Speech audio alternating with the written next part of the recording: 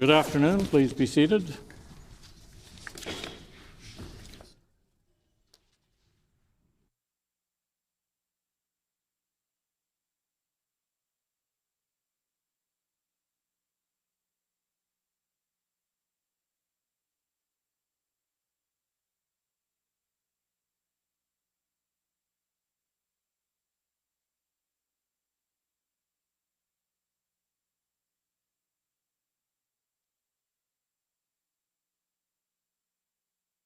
The Honourable Government House Leader.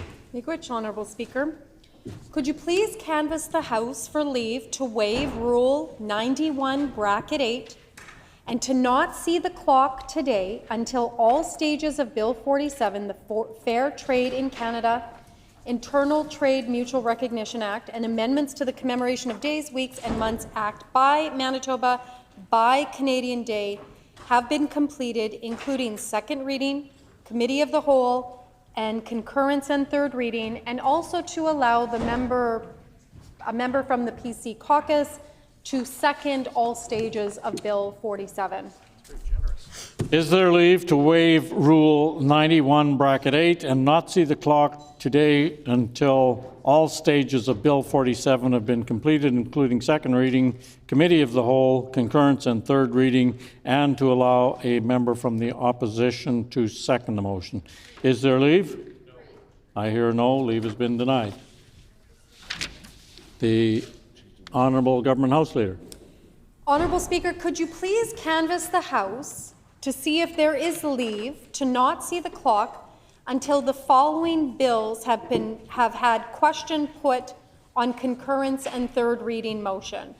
Bills 7, 33, 41, 34, 38, 29, 10, 25, and 26. Is there leave to not see the clock until the following bills have had questions put on the concurrence and third reading motion? Bills 7, 33, 41, 34, 38, 29, 10, 25, and 26. Is there leave? No. Leave has been denied. The Honourable Opposition House Leader. Honourable Speaker, could you please canvass the House to see if there's leave to expedite consideration of a number of bills as follows. 1. At the beginning of orders of the day, government business today on the following bills will be called for second reading or resuming debate on second reading with no debate, and that the question put immediately after the motion is moved as applicable. Bills 209, 210, 218, 300, 221, 222, 223, and 47. 2. Once the question on those bill motions have been resolved, Bills 208, 209, 210, 218, 234, 300, 221, 222, 226, 233, and 47 will be referred to a standing committee tonight, Thursday, May 29th at 6 p.m. or 1 hour after the House rises. Once reported back to the House, these bills will not be eligible for report stage consideration, but will be eligible for concurrence and third reading during orders of the day, government business, on Monday, June 2nd, despite not being listed on the order paper. 3. At the beginning of orders of the day, government business on Monday, June 2nd, the following bills will be called for concurrence and third reading with no debate and the question put immediately after the motion is moved. Bills 208, 209, 210, 218, 234, 300, 221, 222, 233, and 226. 4. Once the questions on those bill motions have been resolved, the House will then consider concurrence and third reading of all specified bills as well as Bill 47, with the bills to be considered in an order decided by the Opposition House Leader. Debate provisions in Rule 2(16) shall apply. In the event of a discrepancy between the provisions of this leave request and the rules, orders, and forms of proceedings of the Legislative Assembly of Manitoba, the provisions of this leave request are to apply. The provisions of this leave request can only be amended by unanimous consent of the House. Is there leave for the House to expedite consideration of bills of bills as described by the official opposition House Leader. Is there leave? Agreed. I hear no. Leave has been denied. Routine proceedings, introduction of bills. The Honourable Member for Fort Garry. I move, second by the member from Tyndall Park, that Bill number 229, the Human Rights Code Amendment Act Non-Disclosure Agreement, now be read a first time.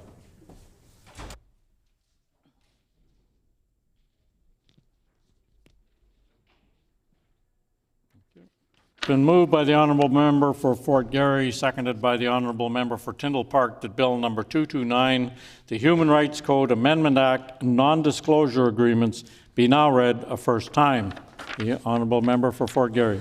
Today I'm proud to introduce Bill 229, the Human Rights Code Amendment Act Non-Disclosure Agreements, a bill that would ban the use of NDAs to silence victims of discrimination or harassment in Manitoba. In too many cases, powerful executives have harassed or abused employees, and instead of facing consequences, companies paid victims for their silence. The abuser stays protected and the harm continues. This bill stops that. It makes any agreement that prevents someone from speaking out legally unenforceable and makes it a violation of the Human Rights Code to try to enforce one. It will force companies to confront misconduct, hold abusers accountable, and help shift the culture. Safer workplaces begin with transparency and the right to speak the truth.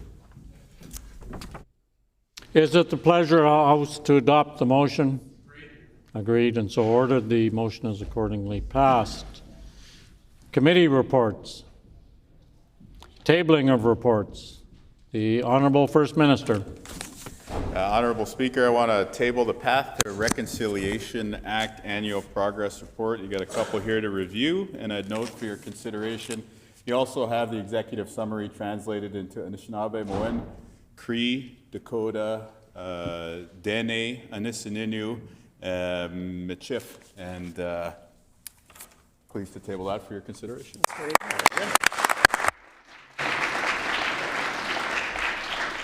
The Honourable Minister of Justice. The Honourable Speaker, I'm pleased to table the Vehicle Impoundment Registry Annual Report for 24-25 from Manitoba Justice. No other reports to table. Ministerial statements. The Honourable Minister of Natural Resources and Indigenous Futures. Thank you, Honourable Speaker. As we all know, a provincial state of emergency has been declared under the Emergency Measures Act due to rapidly spreading wildfires and extreme fire conditions.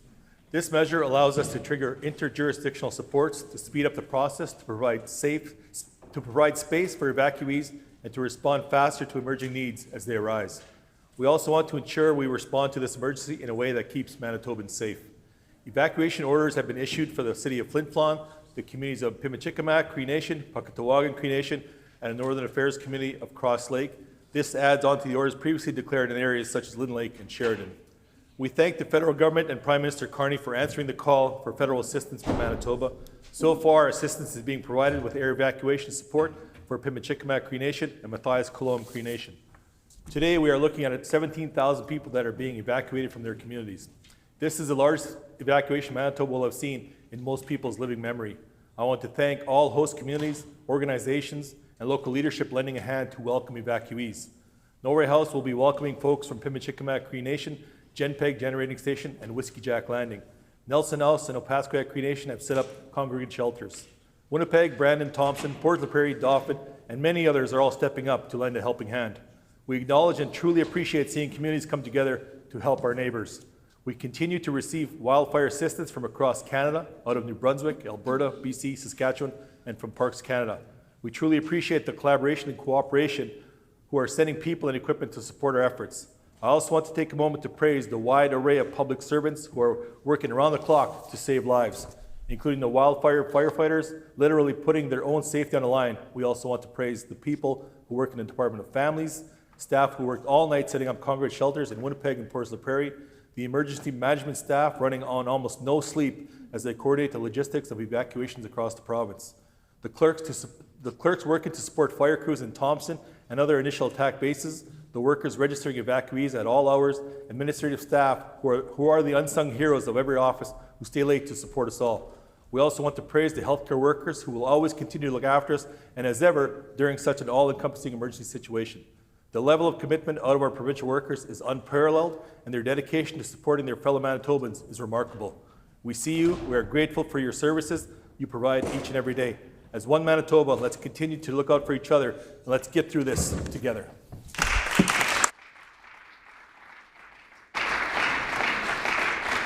The Honourable Leader of the Official Opposition. Honourable Speaker, I'd like to thank the Minister for updating the House, as well as the Minister for the briefing last night. The gravity of the wildfires cannot be understated. Manitoba is seeing its largest evacuation in decades. My heart goes out to each and every one of the 17,000 Manitobans who are now having to flee their communities, their homes. I know it can be hard to stay calm in the midst of all this, especially what you're going through, but please be calm.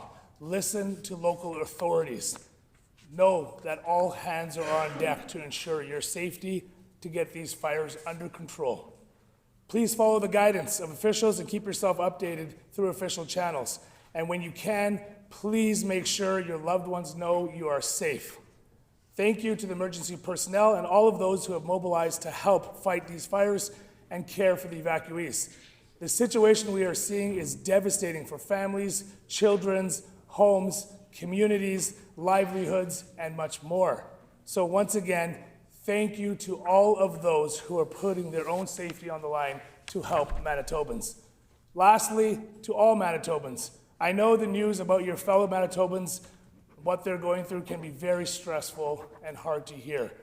Know that everyone in this chamber and in this province and country is ready to help. Hundreds of people are working together to ensure that we get through this together.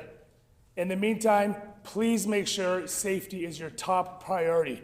Be safe, be mindful, be kind to your neighbors and strangers alike, and be safe. Thank you.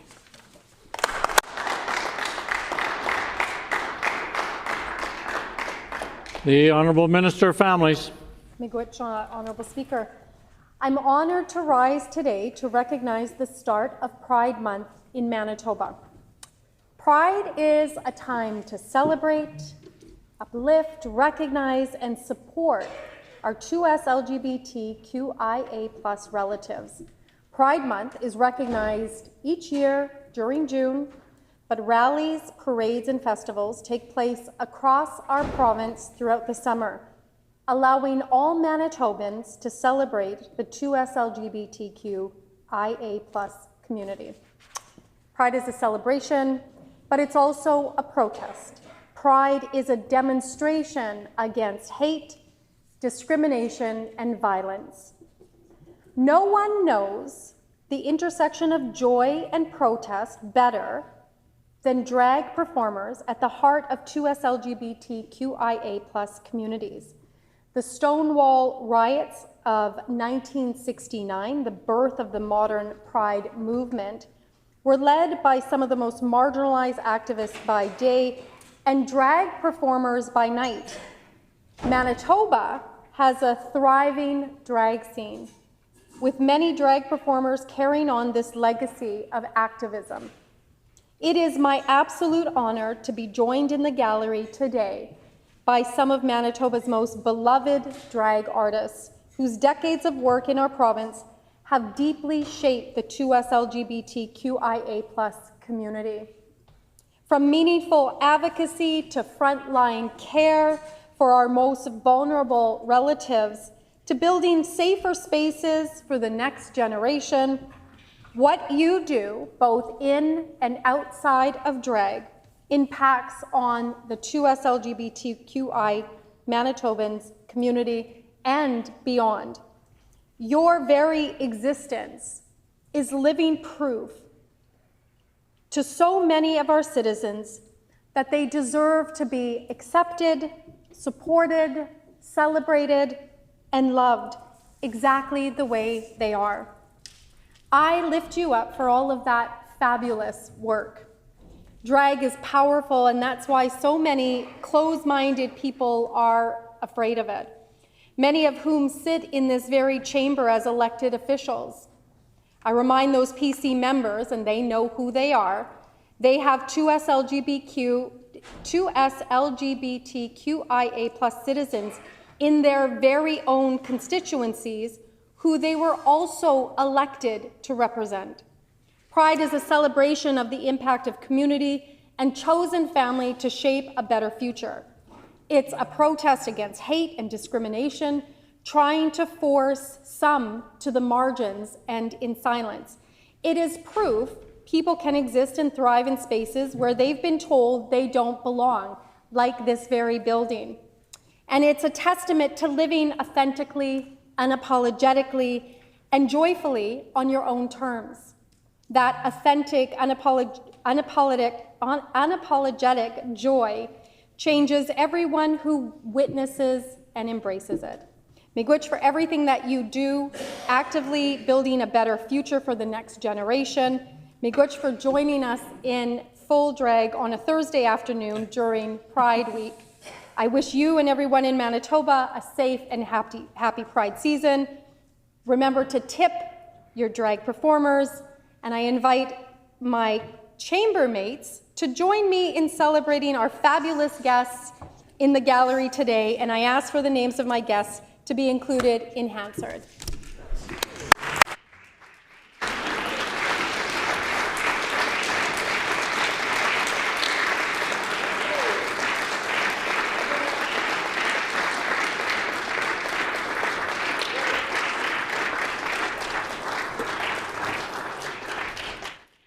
The honourable member for Roblin.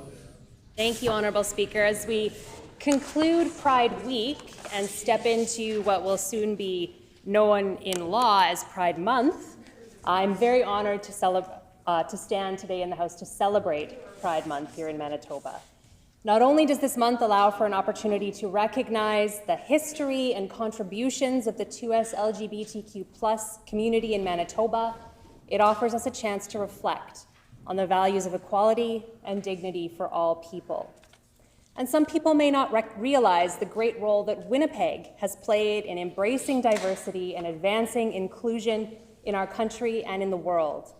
It was in 1974 that 2 Manitoba men became the first gay couple in Canada to get married in a church. Fast forward to 1990, when the English language term Two-Spirit was coined in Winnipeg to encapsulate a concept recognized among Indigenous cultures for ages. Not too long after, Winnipeg elected the first openly gay mayor of a large North American city.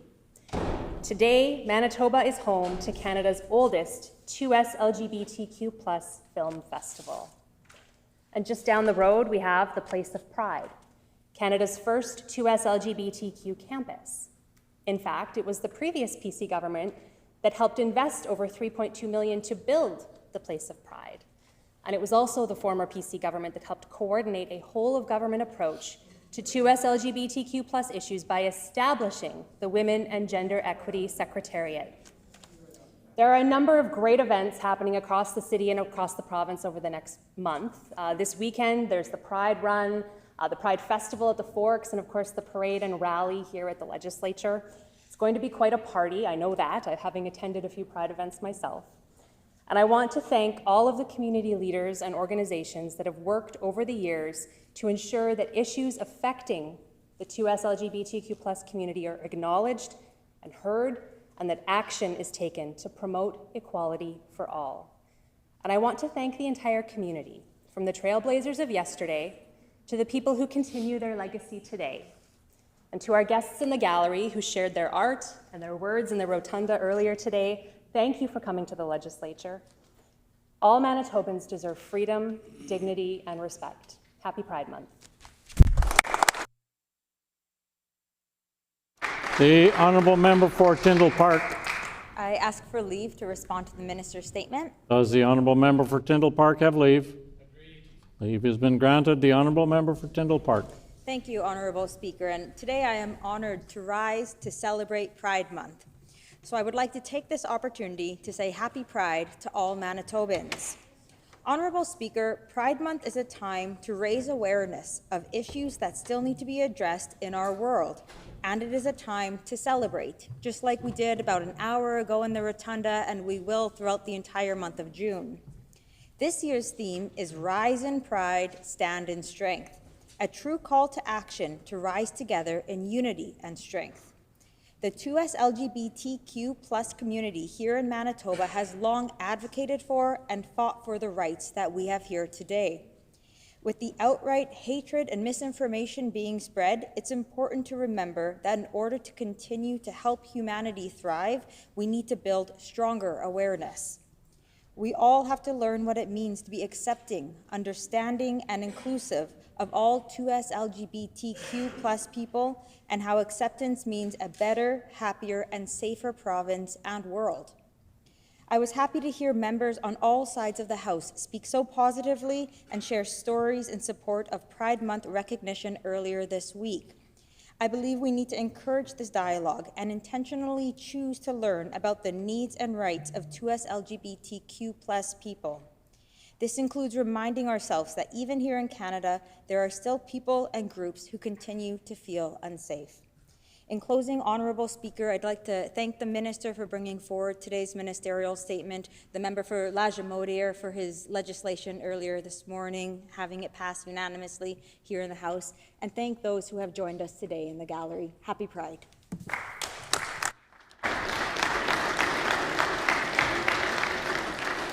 Prior to moving on, there are some guests in the gallery that I would like to introduce to the members. I draw the attention of all honourable members to the public gallery, where we have with us today Ruby Chopstick, Chimera, Anita Stallion, Feather Wolf, Local Honey, Dirt from the Ground Cotton, Harry VJ, Sharon Sherlike, Vida Lamour, Asuma Gender, Satina Belladonna Loren Cake, who are guests of the Honourable Minister of Families. And on behalf of all honourable members, we welcome you here today.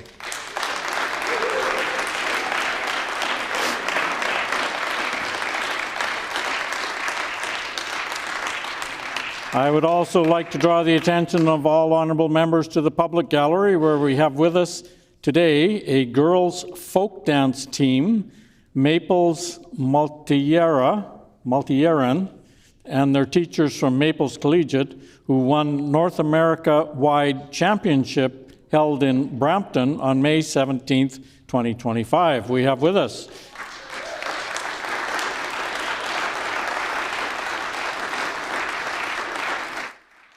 Jazareen Kaur Bajwa, Isharit Kaur Bapari, Sumit Kaur Gill, Kushaleen Kaur Gill, Gurleen Kaur Mound, Manarit Kaur Harkarat Dillian, Gagan Sani,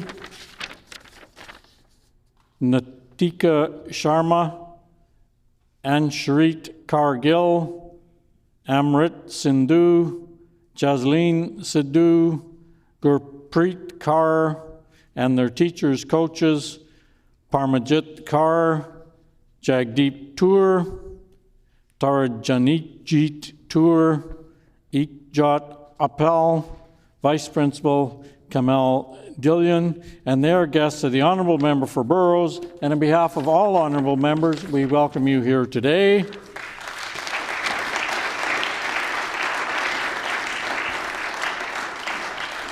We also have seated in the public gallery from the University of Manitoba's English Language Centre 8 students under the direction of Morgan Klaczynski, who are guests of the Honourable Member for Fort Richmond, and we welcome you here today.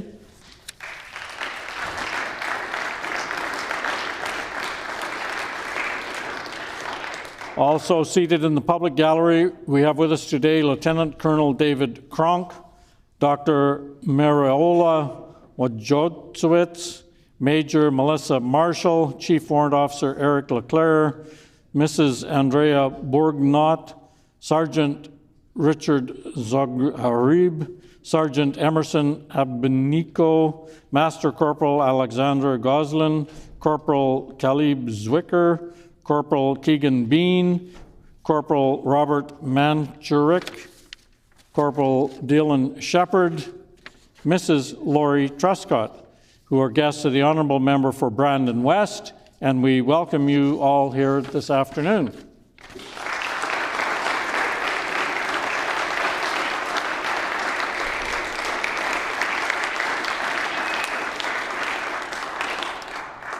And while I have everyone's attention, another sad announcement. Isaac Levitt, it's his last day as a legislative page. Isaac will be graduating from St. Paul's High School this June, completing 4 years of intellectual and personal growth. He will begin his studies at Carleton University this fall, where he plans to pursue his passion for biology and writing. From there, he hopes to enter the workforce with a career in either biostatistics or bioethics. During his time here at the Manitoba Legislature, Isaac has learned innumerable lessons about the function of government, the importance of collaboration, and the realization that political diversity is necessary for an effective democracy. Isaac would like to express his gratitude for everyone who mentored, taught, guided him throughout this year. His experience in this building were truly unforgettable, and he looks forward to carrying the lessons to Ottawa, where he will continue his paging at the House of Commons this September. Isaac is the second in his family to have served as a page here in Manitoba, and he is grateful for the opportunity to have learned, observed, and grown in this chamber. As he moves forward, he is hopeful that he will make meaningful impacts to society shaped in this He hopes that he will make meaningful impacts to the society shaped in this assembly. He hopes that he'll see you all again.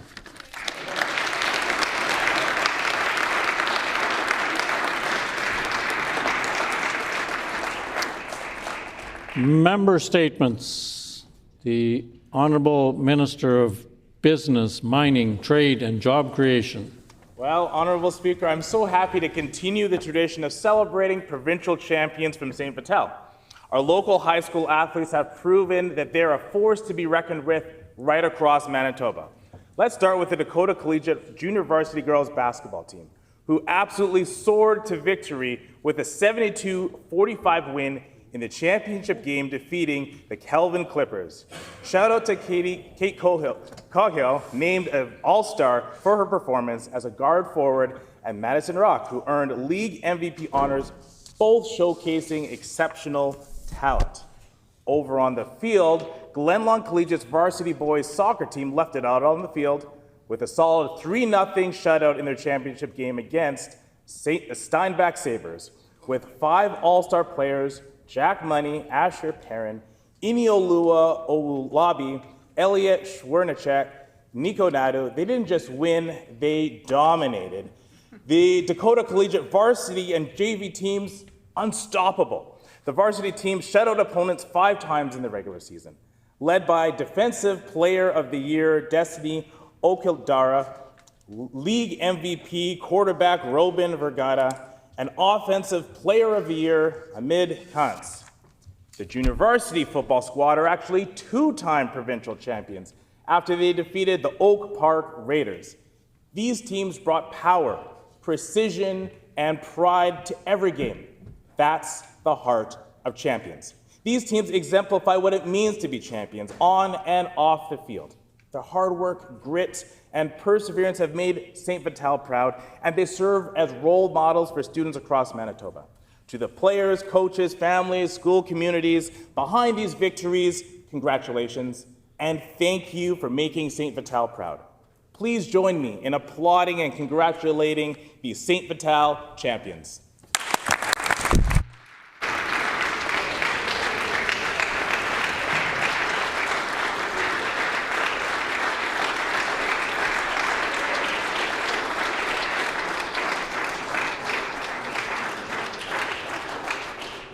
The Honourable Member for Brandon West.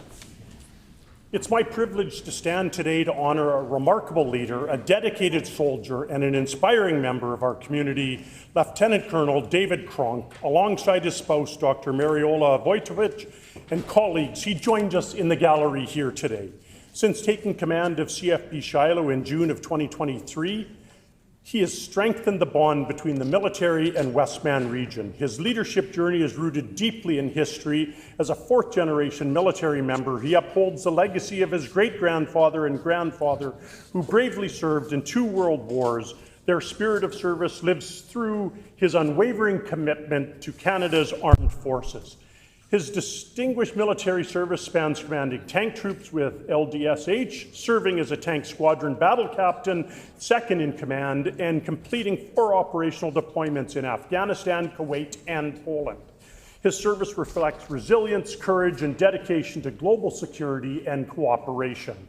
As base commander, he has championed trust, empowerment, and open dialogue, fostering a culture where individuals feel valued and capable. His leadership extends beyond duty. He understands the importance of work-life balance, ensuring support for his team while setting an example of humanity and compassion.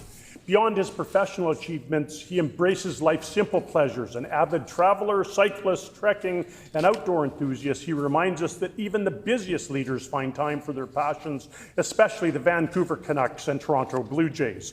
Of course, none of this is accomplished alone. His supportive spouse and family have been instrumental in his journey, ensuring his dedication to service is matched by a fulfilling personal life.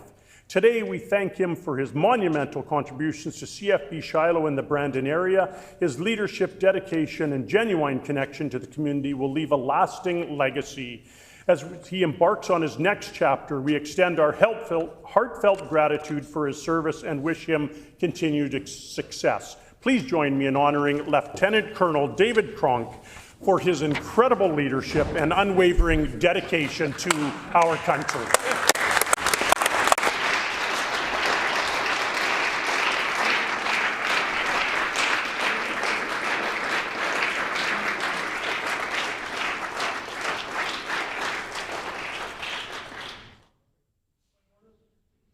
The Honourable Leader of the Official Opposition on a point of order. Honourable Speaker, I'd like to take a moment to echo the sentiments from my colleague from Brandon West and recognize Lieutenant Colonel David Crunk and all of those from CFB Shiloh who will be assisting during the emergency state that we currently have. I understand they have to leave right away to help Manitobans affected by the fires, so I just wanted to get a few words on the records and say thank you and recognize them for their most valuable work. All Manitobans, thank you for your service, your dedication, and your duty to Manitoba and Canada. Thank you. The Honourable First Minister. Yeah, on the same point of order, I want to take this opportunity on behalf of the province of Manitoba to thank Mr. Cronk for his life of service and to wish him and his wife all the best in the next phase of their journey. To everybody who's joining us here today in uniform, I also want to say thank you for your service. It has been very inspiring over the past 24 hours to be engaged in the conversation with the Canadian Armed Forces as we've coordinated the logistics around moving several thousand Manitobans to safety. I know that these operations will be carried out over the coming days. And so during our time of need, we thank the CAF members here in Manitoba and across the country for stepping up the same way we do every single day of the year. Thank you for your service. Thank you what you do for Canada. Thank you for what you do for Manitoba. Yeah.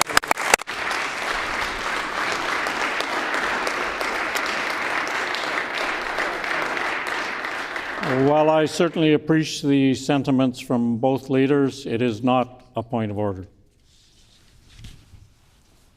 The Honourable Member for Waverley. Honourable Speaker, every young person reaches a point in life where they start thinking about who they are, who they want to become. And for many kids, especially those without a clear path laid out in front of them, that's not always an easy question to answer. But in Manitoba, more and more young people are finding that answer on fields, in gyms, during early morning practices, and on long drives with supportive family and friends, thanks to a program that is truly changing lives. Recruit Ready is a not-for-profit football training program and mentorship movement. But what it really builds day after day, rep after rep, is identity, a sense of purpose and the quiet confidence that your story matters. It was started by Blair Atkinson and Brad Black, who is also a proud Waverley constituent. Brad, Blair, and a team of dedicated mentors and coaches built this program by giving their time, their money, their hearts to the project, because they knew what sport can do, how a football field can become a place where a kid from anywhere, from any walk of life, can become something more. Through Recruit Ready, young Manitobans from diverse backgrounds, whether Métis or Filipino or Jamaican, learn to set goals, push through hard days, and grow into strong, conscientious leaders. Many go on to excel on the field, like program graduates Nick Dembski and Brady Oliveira, who now star with our hometown Bombers and have returned to mentor the next generation of athletes. Or Trey Tomlinson, who I just met today, who's playing Div 1 football in the U.S., starring for Louisiana. The list of successes goes on, but maybe the most powerful part of this story, to me at least, is the number of graduates who, after successful years in football, go on to become teachers, lawyers, police officers, coaches, and mentors, people who lead by example and give back to the communities that raised them. Recruit Ready doesn't just prepare kids for football, it prepares them for life. Joining us in the gallery today are founders Brad Black and Blair Atkinson, coach and board member Adam Bighill, coach Kelly Butler, graduate Trey Tomlinson, and current Recruit Ready athletes Taven Pirani, Dante Sims, and Tay Kabalu. I ask the House to join me in warmly welcoming these athletes, coaches, and mentors.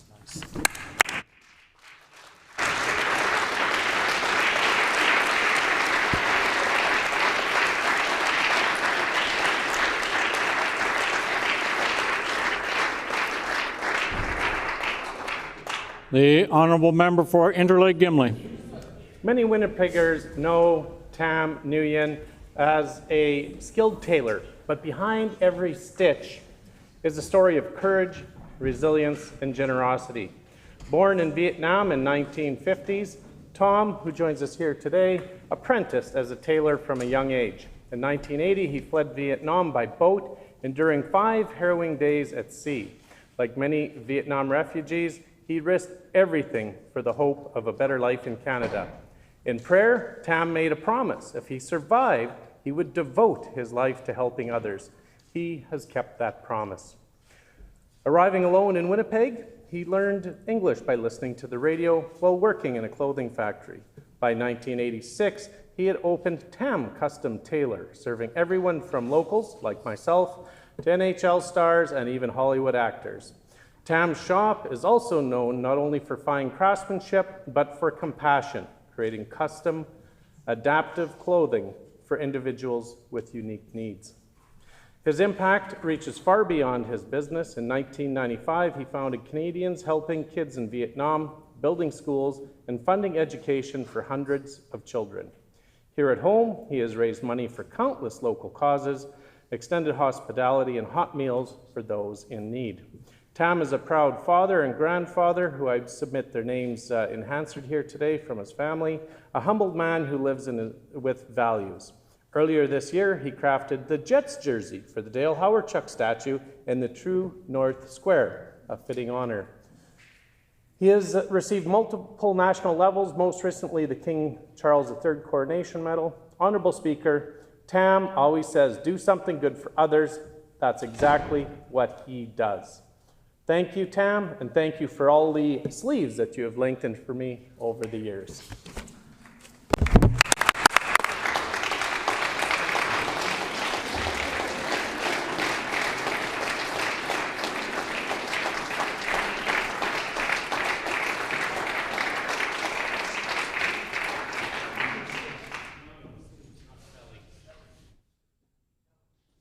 The Honourable Minister of Sport, Culture, Heritage and Tourism.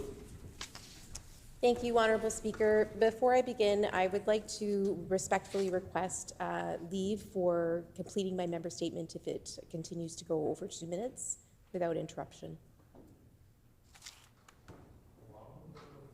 Is there leave for the Minister to exceed the amount of time for her member statement?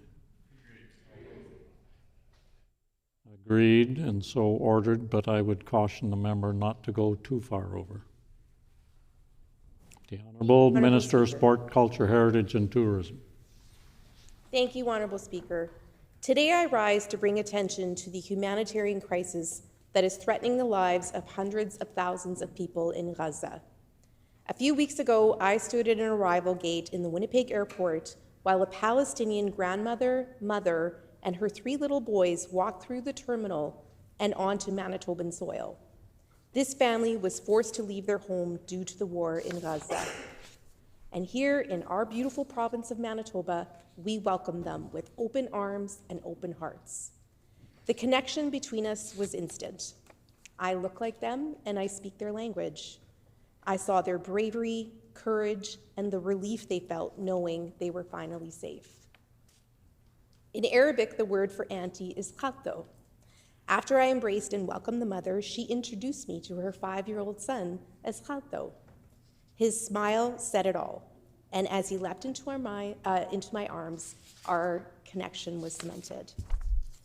Honorable Speaker, I believe it is my duty and responsibility as the first Muslim woman elected to this legislature and as a mother to call for a lasting and enduring ceasefire in Gaza. I applaud and agree with the federal government's recent statement and stance on the war in Gaza. The level of suffering is intolerable, especially seeing starving women and children. And I echo the federal government's call for adequate, accessible, and ongoing humanitarian aid to be allowed into Gaza. The children who have come to Manitoba are receiving the life-changing healthcare they need, and that is something we can all be proud of. I am proud of all the Manitobans who are coming together to raise their voice and bring attention to this humanitarian crisis. It is the responsibility of all of us here in positions of power to use our voices to stand up for those who are voiceless, to protect the innocent and do our part to alleviate suffering. Speaking out today is an important step I am taking to do what is right and use my voice to bring attention to this matter of great importance. Thank you, Honourable Speaker.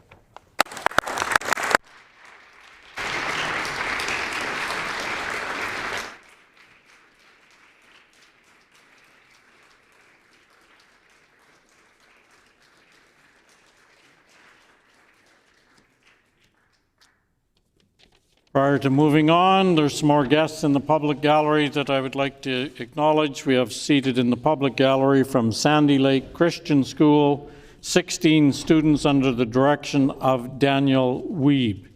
And we welcome you all here today.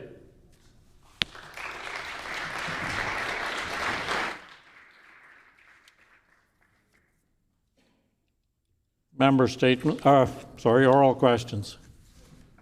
The Honourable Leader of the Official Opposition.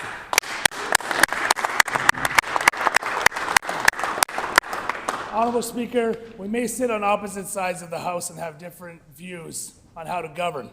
And things get tense in here at times, but what unites us all is that we are Manitobans. That always comes first. Our thoughts and prayers are with all Manitobans affected by the fires and the first responders that are aiding in that. We pray that everyone reaches safety and remind everyone to please listen to local authorities and do what you have to do to get to safety. I have some specific questions for the Premier, but I'd like to start off by asking the Premier if he can provide the Assembly and all Manitobans with an update on the evacuation and firefighting efforts underway. The Honourable First Minister. Honourable Speaker, it's been a busy 24 hours to say the least. Manitoba Wildfire Service, alongside the Office of the Fire Commissioner, is working with firefighters from many provinces across the country, and we thank those jurisdictions for helping us during our time of need, as well as firefighters from Parks Canada. I want to say here in the House that one of the Parks Canada firefighters was injured by a falling tree, and it just underlines the severity of the situation.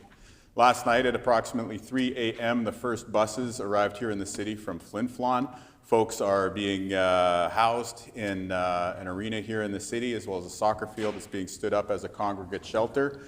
The Department of Families has waived the normal 72-hour period for emergency social services, so people who are accessing help right now will get help immediately, no matter where it is that you're turning to. Manitobans do one thing above all others. We stand together during times of need, and we help one another. We are one people, one province, one future. We'll get through this together. The Honourable Leader of the Official Opposition on a supplementary question. Honourable Speaker, I want to thank the Premier for his answer at this time when we all come together. Safety is the #1 concern for everyone. A house can be rebuilt, a new car can be purchased, but a life lost can never be brought back. Please, everyone, be safe. I'll ask the Premier, there are many Manitobans, many Winnipeggers here sitting at home watching this, reading the newspaper, watching the news, and wondering what can they do to help here in the city of Winnipeg. Can the Premier please rise and let Manitobans, Winnipeggers know what they can do here in Winnipeg to help the 17,000 Manitobans? The Honourable First Minister.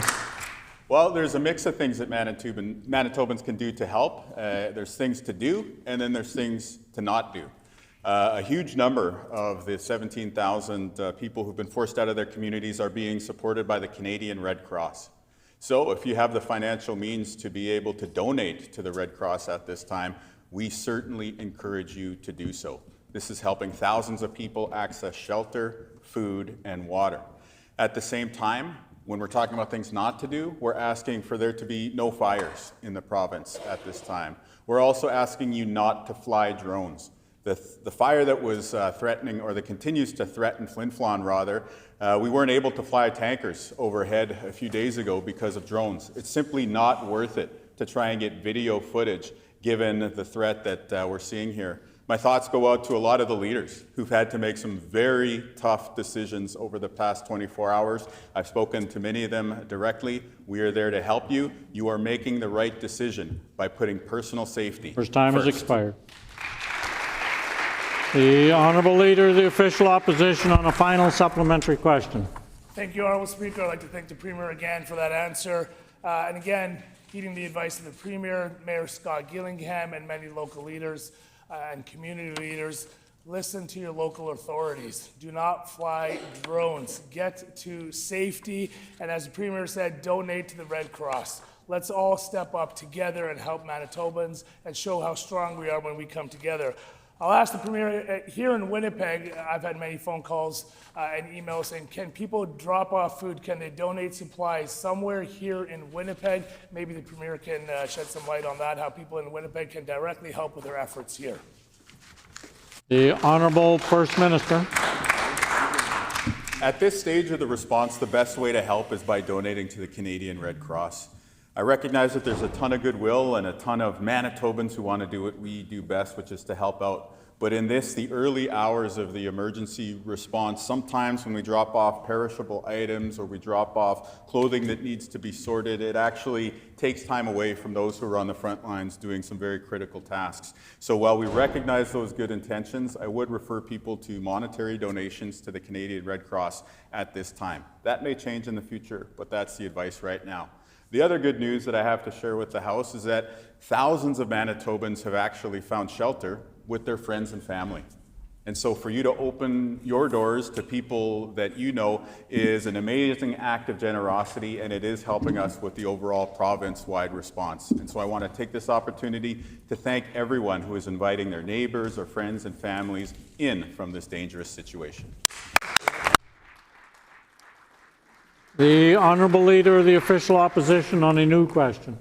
Thank you, Honourable Speaker, and thank you to the Premier. See, we can work together here. We can ask questions and we can get answers. So I thank the Premier for that. It's actually a really good piece of advice he gave there. I know myself and many other colleagues on both sides of the chamber here who are looking forward, we're going to drop off non-perishable food items and supplies, but heed the advice and donate to the Canadian Red Cross.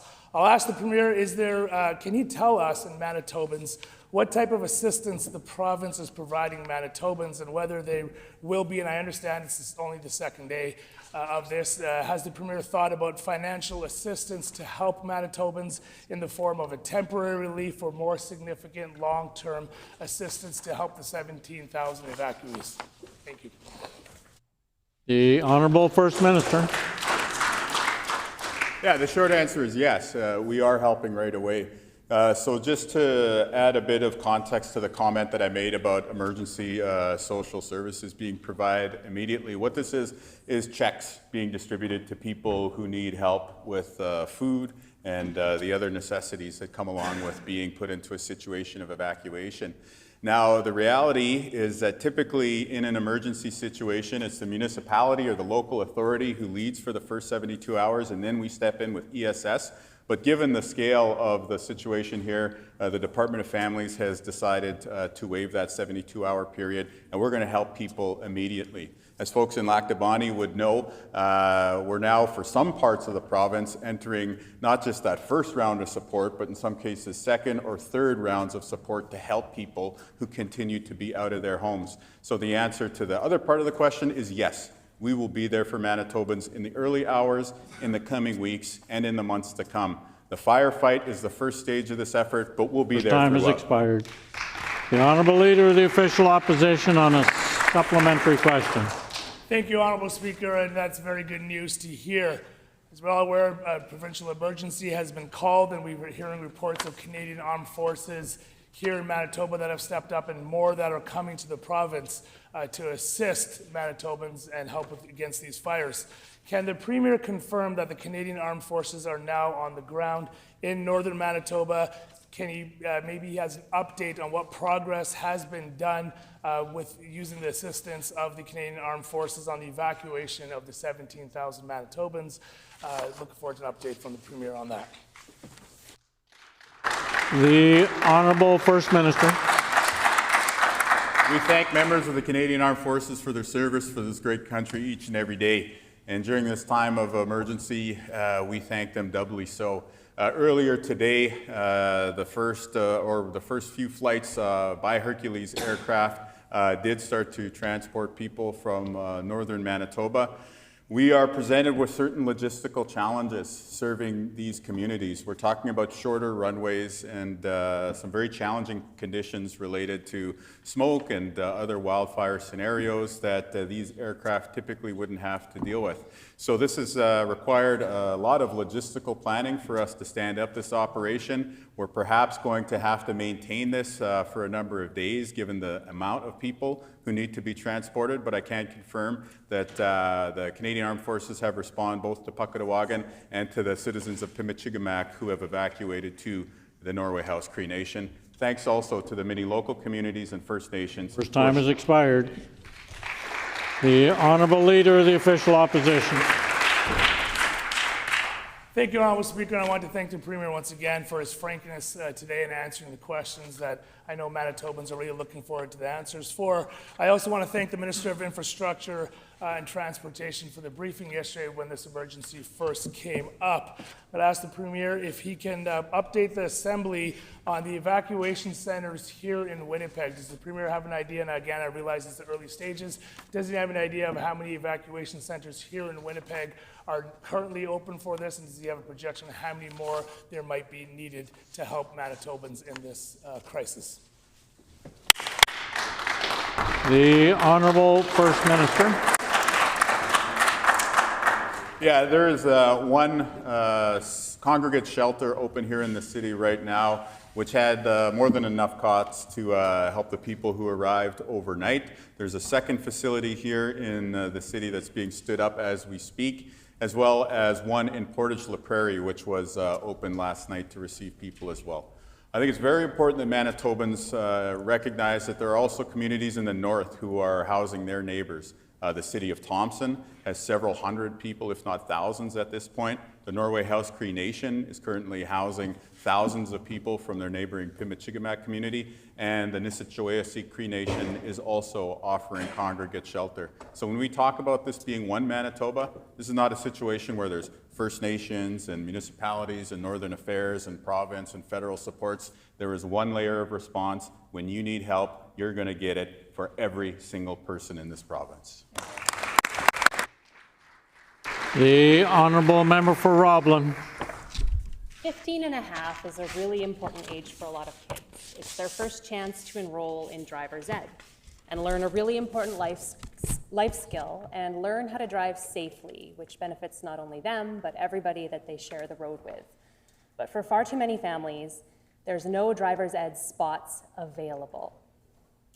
This has been a problem for well over a year. When is the minister going to take this problem seriously and fix it? The Honourable Minister of Justice. Well, members opposite will know that this is actually a problem that started under the previous government, and for years it was unaddressed and it only got worse. In fact, under the previous government, they cut 247 spaces in the driver's ed program. Now, we're starting to fix the damage, and I know that the lines that we're seeing today are a physical representation of that damage that was done to the driver's ed program. But rest assured, Honourable Speaker, we are working closely with MPI to ensure that not only is the funding there to support the educators, but also that we're developing more spots, not just here in the City of Winnipeg, but across the province of Manitoba. The honourable member for Roblin on a supplementary question. When people are standing in line all night only to not get a spot, it's a clear indicator that the minister's plan is not working, and it's having a substantial negative impact on families. In many cases, these kids not getting their license on time means they're not eligible for summer work, including some government-funded summer student jobs. But most importantly, it means that 16-year-olds are getting their learner's permit without taking this important training. That's a serious safety concern. As a parent, I share this concern with parents across the province. When will this minister hire more instructors into the driver's ed program and give kids a chance to learn this critical life skill? The Honourable Minister of Justice. Well, as I said, Honourable Speaker, we've hired more instructors. We've actually almost doubled the number of spots that are available to Manitobans. We, of course, recruited and did that work with instructors by signing a new deal with them, ensuring that they had a 30% pay increase, and we added 8 more fleet vehicles to be deployed again across the province. We're also piloting a condensed program that's targeting rural areas and ensuring that that additional support and the fast tracking of good quality education is being deployed outside of the City of Winnipeg. Again, members opposite left a total mess with MPI in a number of areas, but driver's ed is one example that people are frustrated about, and I agree with Time has expired. The honourable member for Roblin on a final supplementary question. The NDP have been in power for almost 2 years, and the problem is getting worse, not better. Far too many Manitoba kids are getting their learner's permit at 16 without having taken this critical safety training. Clearly, the minister's approach isn't working. It's time for a more common sense solution. Will the minister contract with private driving instructors to increase capacity for driver's ed training in Manitoba? The Honourable Minister of Justice.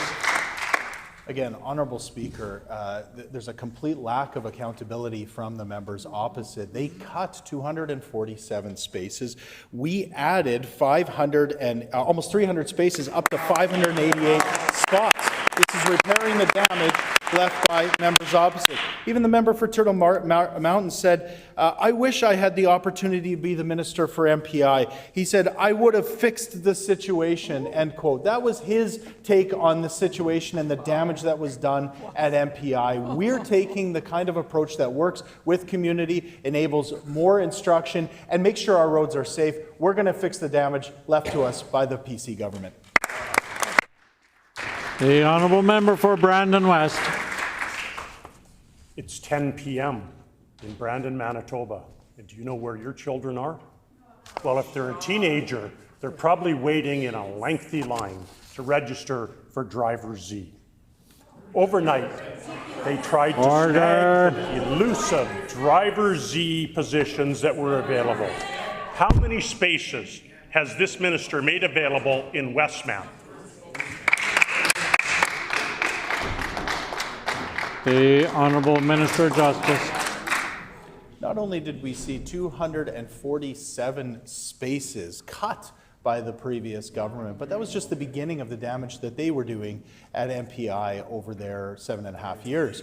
Of course, we know that what we inherited was a corporation that was in the middle of a strike, that had a board that was dysfunctional. We had a revolving door of CEOs. We had a report that came from their own experts that said that the entire corporation was, quote, misaligned and filled with persistent errors. Honourable Speaker, there's a lot to clean up, and of course we're going to make sure that our kids are getting the instruction they need. We're going to fix the damage left to us by the PC government. The honourable member for Brandon West. It's 3 a.m. in Brandon, Manitoba. Do you know where your children are? As much as I love everyone. Order, please. Order, please. The government bench needs to come to order. The honourable member for Brandon West. As much as I love everyone coming to experience Brandon West, parents and students should not be forced to camp out overnight and try and get a learner's permit. This should be a rite of passage, an opportunity available to every student that wants to learn driver's safety. What is the current wait list demand in Westmount? The Honourable Minister of Justice.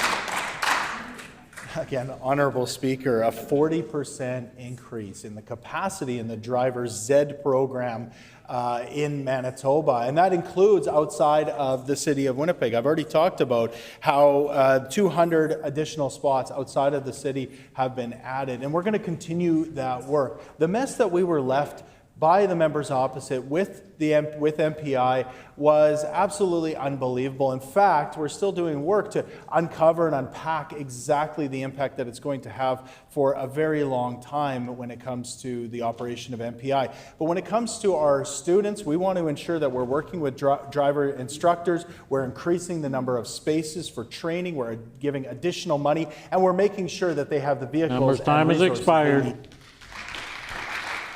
The honourable member for Brandon West on a final supplementary question. It's 8 a.m. in Brandon, Manitoba. Do you know where your children are?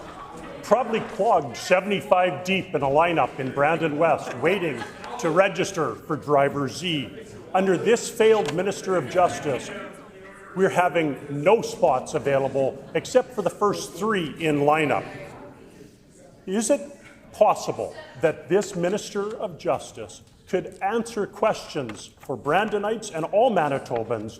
When will proper positioning be available for members that want to take Driver Z? The Honourable Minister of Justice.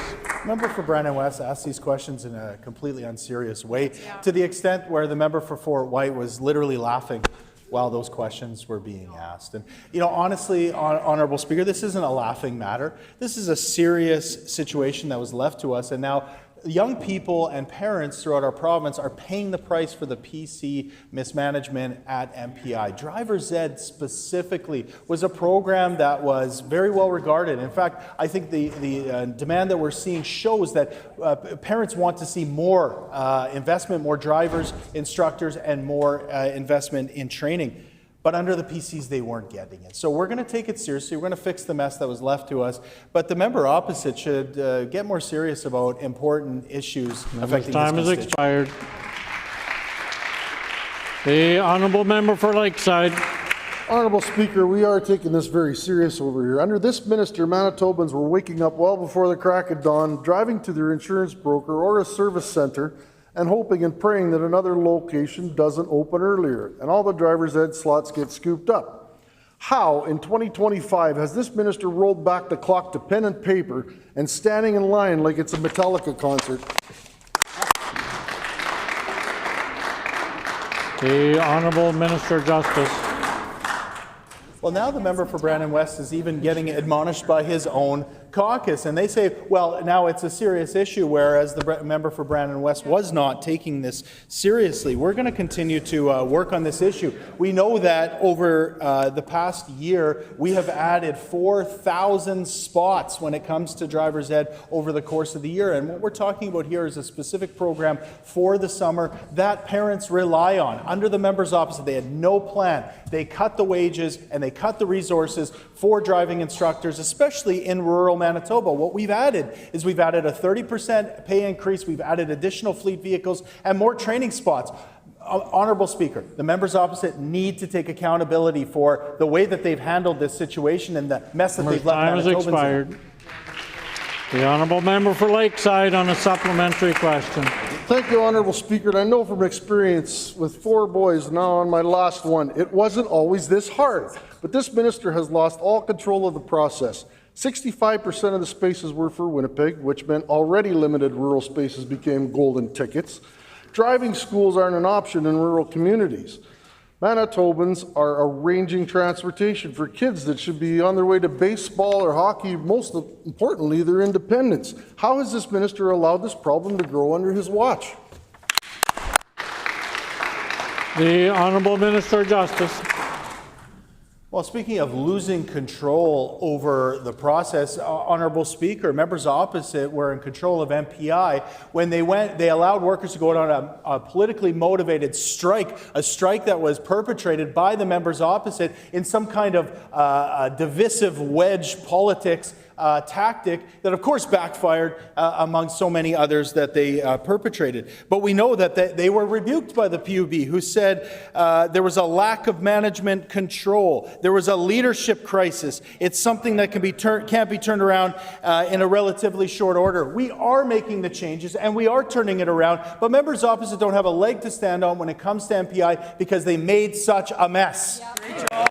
The Honourable Member for Lakeside on a final supplementary question. Thank you, Honourable Speaker. There we are again veering away from the issue at hand. There are 204 spaces for all of rural Manitobans. Shame. Minister, there were 7,000 grade 10 students in rural Manitoba last year. That means 97% of students aren't getting the driver training they need to keep our roads safe. That's right. Licenses are a requirement for many summer jobs for these students. Why is the minister denying so many students a chance at their first job, chance for university, and keep our new drivers safe on the road? The Honourable Minister of Justice.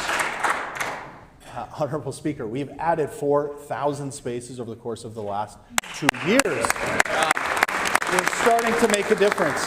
What the member opposite is talking about is, of course, the additional spaces that we've added just this summer. We're continuing to work on the issue. We're continuing to work with instructors. We're continuing to ensure that they have the resources they need to not only get themselves the tools to educate our young people, but they also have the pay, the 30% increase. A new agreement has been signed. And that's all the work that was done under our government. Under their government, we saw a cut to this program every single year. Members opposite need to be accountable. They need to stand up and say that it was their government that left us in this mess and tell Manitobans the truth. The Honourable Member for Midland. Other provinces are well ahead in making their jurisdictions more tax competitive in the wake of Donald Trump's tariffs. Ontario slashed its beer taxes in half and rolled out sweeping reforms to boost their craft brewer industry. As a result, Ontario's craft brewers are now more tax competitive than Manitobans. What is the Premier doing to ensure our local craft brewers can grow here at home and compete with Ontario brands? The Honourable Minister of Finance. First of all, again, very proud to say that our Premier was in Ontario recently to announce a new trade deal with the biggest economy in Canada, Ontario.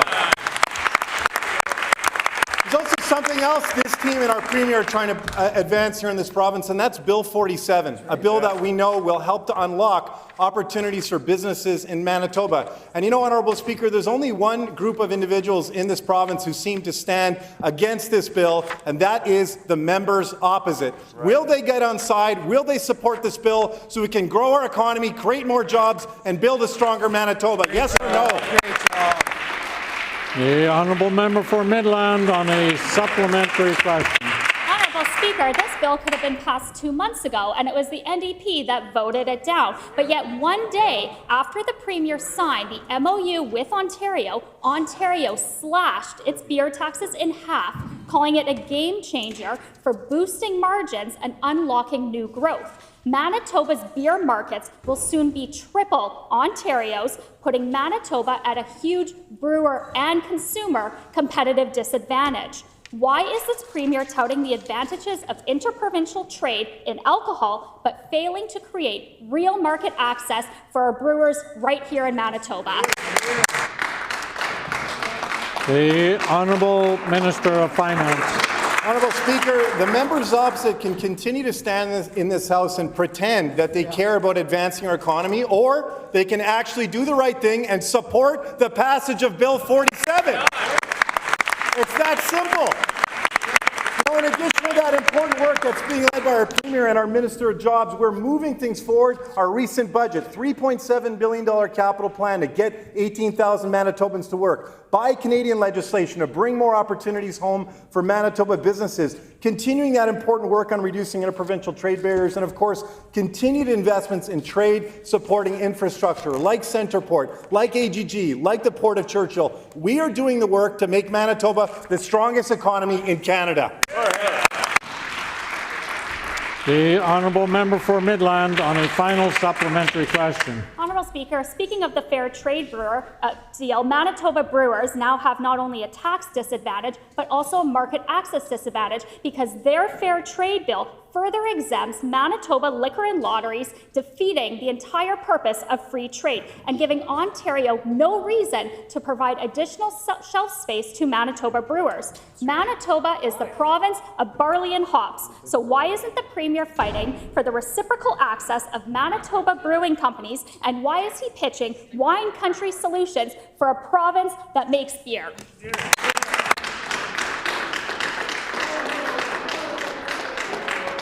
The Honourable First Minister. Actually, we make Crown Royal and a ton of other great drinks too. Yeah. But you saw right there that the PCs just want to privatize. Yeah. And that's why we don't support their approach. I do, however, want to share with the House and with you, Honourable Speaker, a press release on Bill 47 that the government is putting out today, just showing how this legislation is supported by the Premier's Business and Jobs Committee subgroup, who has been working on interprovincial trade. I just want to read the list of names who support this. You got Ryan Kuffner of Active Winnipeg, Bram Strain of the Business Council of Manitoba, Chuck Davidson of the Manitoba Chambers of Commerce, Jill Verwey of the Keystone Ag Producers, Jerry Price, the CEO of Price Industries, Gustavo Zentner of Interpoc, Lauren Remillard, Winnipeg Chamber of Commerce, Mike Pulak of the United Steelworkers. So again, with all these business minds lining up behind Bill 47, what actually is the PC caucus doing? They say they want to get out of the way. Great. We've got better things to do than listen to your pointless, unsubstantiated objections to this important legislation. Pass it today so we can get on to other things.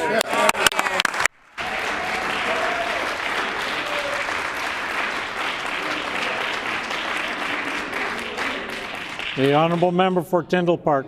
Thank you, Honourable Speaker. Manitobans are facing devastating forest fires that have forced evacuations. Order. Can the Premier be very clear and share what steps this government has taken to ensure real-time communication with affected communities? The Honourable First Minister. I have been speaking with the affected communities throughout the past 2 days.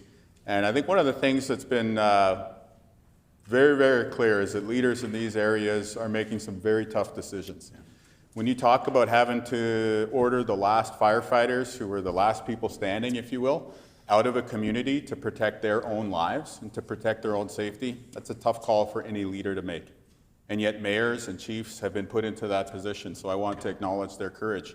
When it comes to information, we've been sharing it. We've been passing things up to the chain. I spoke to the Prime Minister myself yesterday afternoon, and that's when we were able to get the commitment of the Canadian Armed Forces resources. All leaders are working together to support you, the people of Manitoba, and we will get through this together. The Honourable Member for Tyndall Park on a supplementary question. Thank you, Honourable Speaker. Every year, these wildfires are happening earlier and with more intensity. Are there plans to invest in a long-term fire management strategy in partnership with Indigenous and Northern communities? And does the Premier have any words of advice for those living near the fires but have not had to and hopefully will not have to evacuate? The Honourable First Minister. Well, I actually raised this very issue with the King the other day. And we had a substantive discussion, and I was impressed by the fact that he had the perspicacity to make the connection between climate mitigation, wildfire suppression, and investing in our provincial economy all at the same time. He closed that conversation, as I've shared publicly, by saying that Indigenous wisdom is one of those elements that unites those key things. So yeah, as a government that works with all Manitobans, rather than just what we've seen with the members opposite, we are going to ensure that we learn lessons from this experience, which has hit every region of the province at the same time and ensure that we're working together to keep you safe this year and for decades to come. The honourable member for Tyndall Park on a final supplementary question. Thank you, Honourable Speaker. Manitobans are stepping up. People are offering their homes, food, and supplies to evacuees from across the province.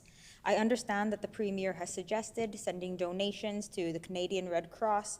Can he also share with the House if other organizations like United Way, Harvest Manitoba, True North Aid, just to list a few examples, will also be options? The Honourable Minister of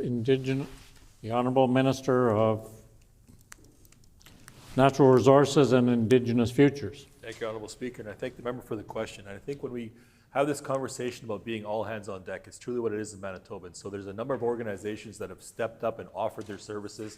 And as we go forward, it's not a matter of us as government or Manitobans even having to ask. Members and citizens and corporations are coming forward and saying, how can we help? So we're engaging with that. So the Red Cross, redcross.ca is how I invite people to be able to engage at this very preliminary stage. And as things roll out and go forward, I'm sure there's going to be different questions and different services offered from a variety of different organizations across all of Manitoba, and we're looking to engage that as this rolls forward.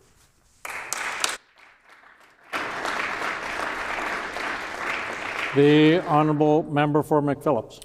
Honourable Speaker, our government recently put forward Bill 47, the Fair Trade in Canada Act. We're committed to building up Manitoba and strengthening Canada. What is the opposition doing? They're siding with Donald Trump over Manitobans and Canadians. Can the Premier please share with the House why Bill 47 is so critical and why it must pass today?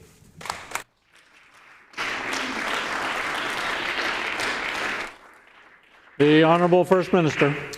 Great question from the member from McPhillips. So in addition to the many business and ag luminaries who have shown their support for the government's approach, I also want to share with the House that I have a First Minister's meeting on Monday, and I want to be able to tell them that we've passed our legislation here in Manitoba. I don't know what I'm going to say to the PC leaders across the country that the Conservative caucus here is blocking that approach, but I will table for the House a letter from the Premier of Nova Scotia. He acknowledges Bill 47 here, and he says that once royal assent has been granted, that all goods manufactured, produced, or approved for use in Manitoba will automatically be treated as if they were manufactured, produced, or approved for use in Nova Scotia. No further fees or testing. The actions of the few on the opposition benches are standing in the way of real business opportunities. The members opposite ought to stand in the House and explain why they are wasting not just our time, but businesses' time, so that I can tell a real PC politician what the heck is going on with the Manitoba PC.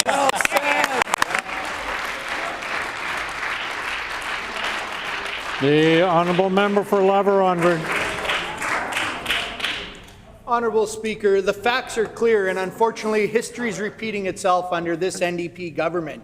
It was the Manitoba's PC government that eliminated the NDP provincial nominee waitlist after the NDP were content to make people sit 5 years on a waitlist to get into the program.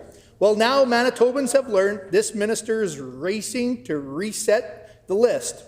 When will the minister get rid of her backlog? The Honourable Minister of Labour and Immigration. Thank you, Honourable Speaker, and I actually thank that member for this question, a very important question about the Manitoba Provincial Nominee Program, and specifically about the current backlog. In 2023, under the previous failed PC government, they gave letters of advice to apply to over 16,000 applicants, even though they were only able to process 7,000 plus applications. So those extra 9,000 folks are still here, and we're still working on making sure that we can process those applications. In addition to them, we're continuing to still process other applications from the other future years. First time has expired. The honourable member for La-Vérendrye on a supplementary question. Honourable Speaker, the minister isn't exactly on speaking terms with the truth. We had processed record applicants the year prior to the NDP. Order. the member will withdraw those words. They are dangerously close to being unparliamentary. We know full well in this chamber we cannot accuse people of not telling the truth, so the member will withdraw those comments. The honourable member for La Vérendrye. Thank you, Honourable Speaker. I withdraw. Honourable Speaker, we had processed a record number of applicants prior to the NDP taking government, and we're on track to process even more. So why did this minister trip so hard at the finish line? The Honourable Minister of Labour and Immigration. Honourable Speaker, this past summer, I met with the Immigration Lawyers Caucus of the Manitoba Bar Association, and when I explained to them what the previous PC government did by drawing over 16,000 applications in their dying days of office, they were completely shocked. These immigration lawyers were completely shocked because they understood how much of a shock this would be to our system. And until this point, we are still working on making that backlog disappear, and our department is working very hard to do that. And our government has properly resourced this department so that we can continue to make those gains, and we will be doing so because the Manitoba Provincial Nominee Program is the engine of our economy. Thank you, Honourable Speaker. The Honourable Member for La Vérendrye on a final supplementary question. Honourable Speaker, the second day of trying to get an answer. The member from Tyndall Park yesterday tried to get answers from the minister, but instead she got personal. Well, I welcome the minister to try to find a way to blame this on my dad, but in fact, it was us who built the program and deleted the NDP wait list. Why is the minister trying so hard to bring that wait list back? The Honourable Minister of Labour and Immigration. Honourable Speaker, I am so proud of the record of this NDP government on the Manitoba Provincial Nominee Program. Not only are we making gains for this backlog, we also were able to process a record number for the Manitoba Provincial Nominee Program last year of 9,540 nominations. Do this because of all the hiring that we did in order to increase the speed of this application processing, but most importantly, we're trying to save as many workers as possible whose work permits are expiring. We did that last year, and we did this year for the facilitation measures that we were able to negotiate with the federal government, and to do that, we're going to be able to save up to 6,700 workers. Your time has expired. The Honourable Member for Borderland. Under MPI's own assessment, their announcement to eliminate their $7 and $10 million third-party liability. Order, please. The government bench, and particularly the Families Minister, will come to order. The Honourable Member for Borderland. Under MPI's own assessment, their announcement to eliminate their $7 and $10 million third-party liability options will impact around 12% of their clients. This decision was quietly rolled out only a month before it comes into effect.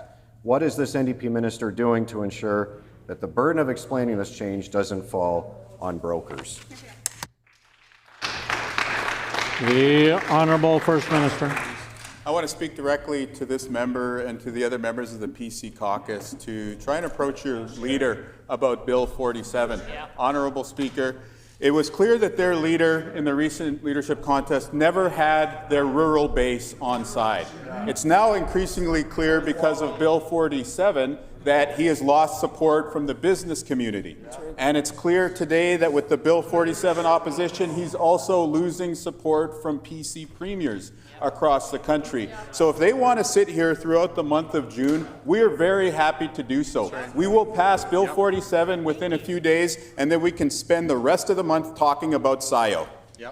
So will the member there approach their leader and have them do the right thing, pass Bill 47 today? Or should we start drafting government motion after government motion so we can get to the bottom of who knew what and when and who's paying the fines?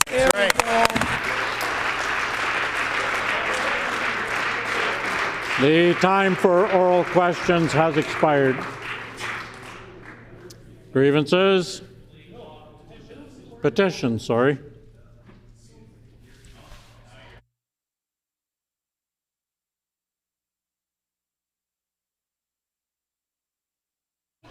The honourable member for Morton Winkler. Honourable Speaker, I wish to present the following petition. Background to this petition is as follows. 1.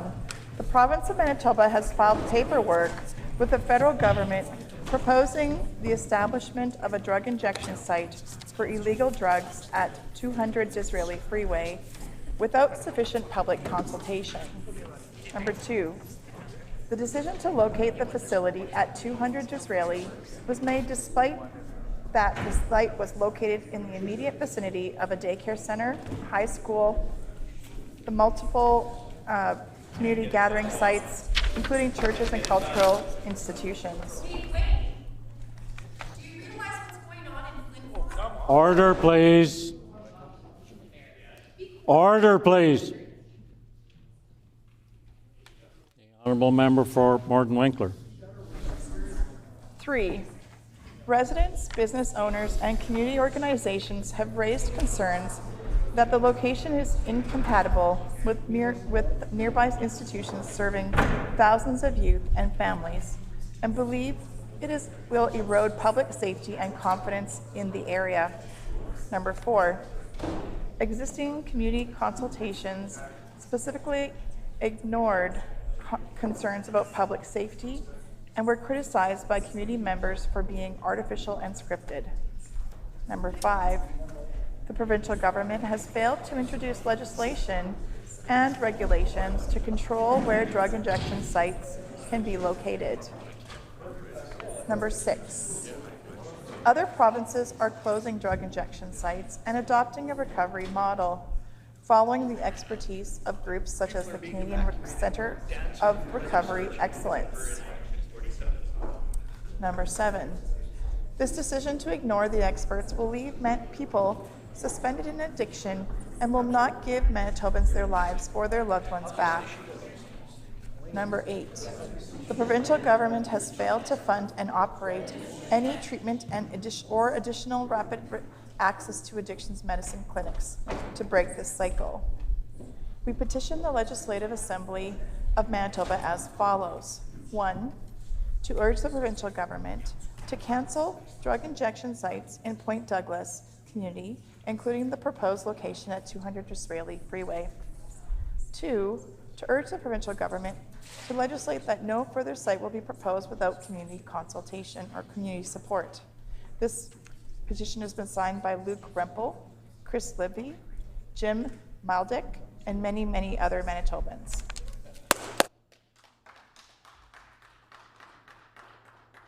The honourable member for Lakeside. Thank you, Honourable Speaker. I wish to present the following petition to the Legislative Assembly of Manitoba, and the background to this petition is as follows. Number 1, as part of ongoing strategic infrastructure investments to the provincial highway network, it was announced in August 2022 that almost $70 million would be spent on upgrades to Provincial Road 227. Number 2, over 72 kilometers of PR 227 were to be paved, along with the repair or replacement of 3 bridges and multiple drainage works. Number 3, Reeves, mayors, councillors, and residents of the surrounding municipalities, cities, towns, and villages were ecstatic and overwhelmingly supportive of this plan. Number 4, the planned PR 227 was to connect Highway 16 with Highway 6, thus creating an alternative route to Highway number 1. 5, PR 227 was to be part of Manitoba's Trade and Commerce Grid Initiative, an expanded grid of highways that can accommodate heavy commercial loading that will attract new industrial activity, reduce transportation costs, and optimize supply chain efficiency, which will benefit all Manitobans. Number 6, the 2023 multi-year infrastructure investment strategy is a 5-year, $4.1 billion investment in Manitoba roads, highways, bridges, airports, and flood protection. The paving of PR 227 was part of this strategy. Number 7, the Minister of Transportation and Infrastructure has cut the PR 227 project, notwithstanding that the project appears in the multi-year infrastructural investment strategy. and listed on the Manitoba Transportation and Infrastructure website as an active project. Number 8, additional keystone projects in the 2023 multi-year infrastructure investment strategy were the Winnipeg 1 million perimeter freeway initiative, the Lake St. Martin and Lake Manitoba outlet channels, and the twinning of the Trans-Canada Highway into the Ontario border. Right. The actions of the NDP government now bring into question whether any of these projects will be completed as planned. We petition the Legislative Assembly of Manitoba as follows. Number 1, to urge the Minister of Transportation and Infrastructure to immediately restore funding to the PR 227 paving project.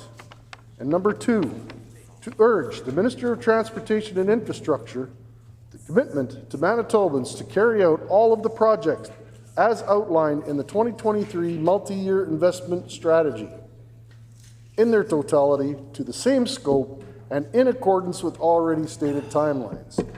This petition is signed by Alan Hamilton, Lloyd File, and Elmer Lomer, and many, many, many other Manitobans. Thank you. The Honourable Opposition House Leader. On House business. The Honourable Opposition House Leader on House business. Honourable Speaker, could you please canvass the House to see if there is leave for the following. 1, to immediately withdraw Bill 47, the Fair Trade in Canada Internal Trade Mutual Recognition Act and amendments to the Commemoration of Days, Weeks, and Months Act by Manitoba by Canadian Day from the order paper. 2, to rescind the decision of the House made on May 15, 2025 on the motion for the second reading of Bill 227, the Free Trade and Mobility Within Canada Act. 3, at the beginning of orders of the day, government business today, Bill 227 will be called for resuming debate on second reading with no debate and the question to be put immediately. 4, once the question has been put on the motion and if it passes, Bill 227 will be immediately referred to the Committee of the Whole.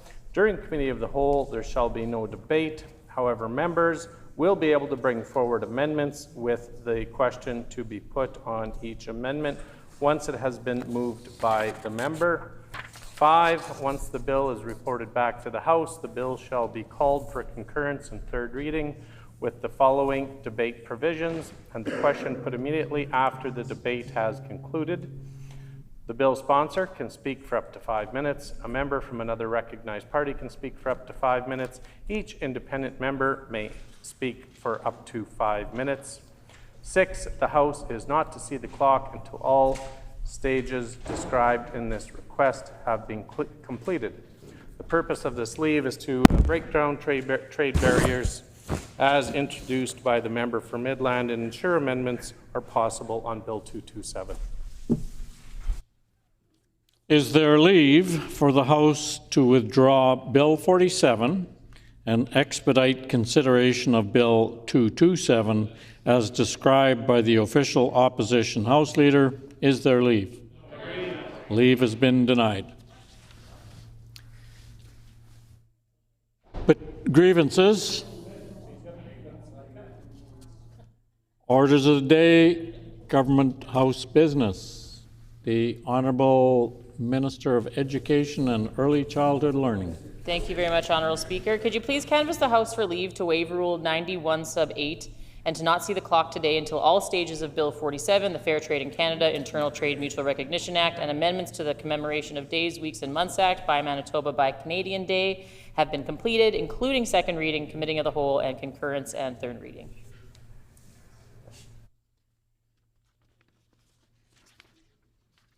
Is there leave to waive Rule 91 bracket 8 and not see the clock today until all stages of Bill 47 have been completed, including second reading, committee, and I would remind members that when the speaker is standing, he shall be heard in silence. And never mind pointing fingers, I'm looking at both sides. Is there leave to waive Rule 91 bracket 8 and to not see the clock today until all stages of Bill 47 have been completed, including second reading, Committee of the Whole, and concurrence and third reading? Is there leave? Leave has been denied. So, the Honourable Opposition House Leader. Honourable Speaker, can you please canvass the House to see if there's leave to expedite consideration of a number of bills as follows. 1, at the beginning of oral questions, I'll start that over. At the beginning of orders of the day, government business today, the following bills will be called for second reading or resuming debate on second reading with no debate and the question put immediately after the motion is moved. Bills 209, 210, 218, 300, 221, 222, 233, and 47.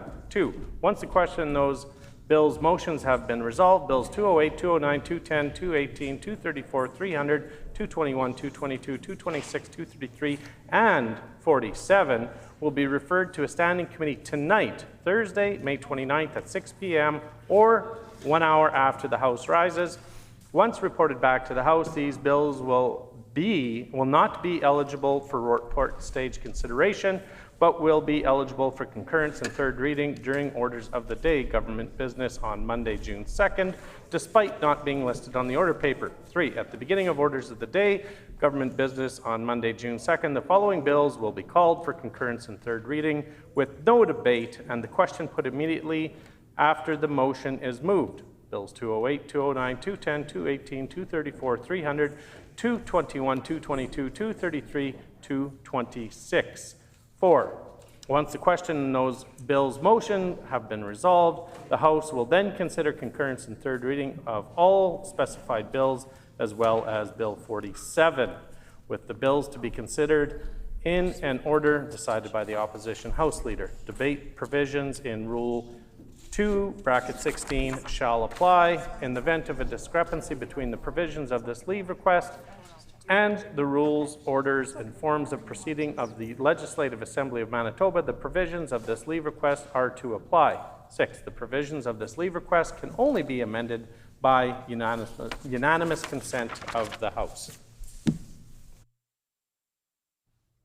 Is there leave for the House to expedite consideration of bills as described by the official Opposition House Leader? Is there leave? Leave has been denied. The Honourable Government House Leader. Miigwech, Honourable Speaker. Could you please call second reading of Bill 47, the Fair Trade in Canada Internal Trade Mutual Recognition, and amendments to the Commemoration of Days, Weeks, and Months Act by Manitoba by Canadian Day, followed by third reading of Bill 7, the Human Tissue Gift Amendment Act, Bill 33, Bill 41, Bill 34, Bill 38, Bill 29, Bill 10, Bill 25, and Bill 26. So it has been announced that we will now resume debate on Bill 47, the Fair Trade in Canada Internal Trade Mutual Recognition Act, and amendments to the Commemoration of Days, Weeks, and Months Act by Manitoba, followed by debate and second reading of Bill 7, 33, 40, followed by concurrence and third reading on Bill 7, 33, 41, 34, 38, 29, 10, 25, and 26. So now we will resume debate on second reading of Bill 47, standing in the name of the Honourable Member for Springfield-Rashott, who has 11 minutes remaining. The Honourable Member.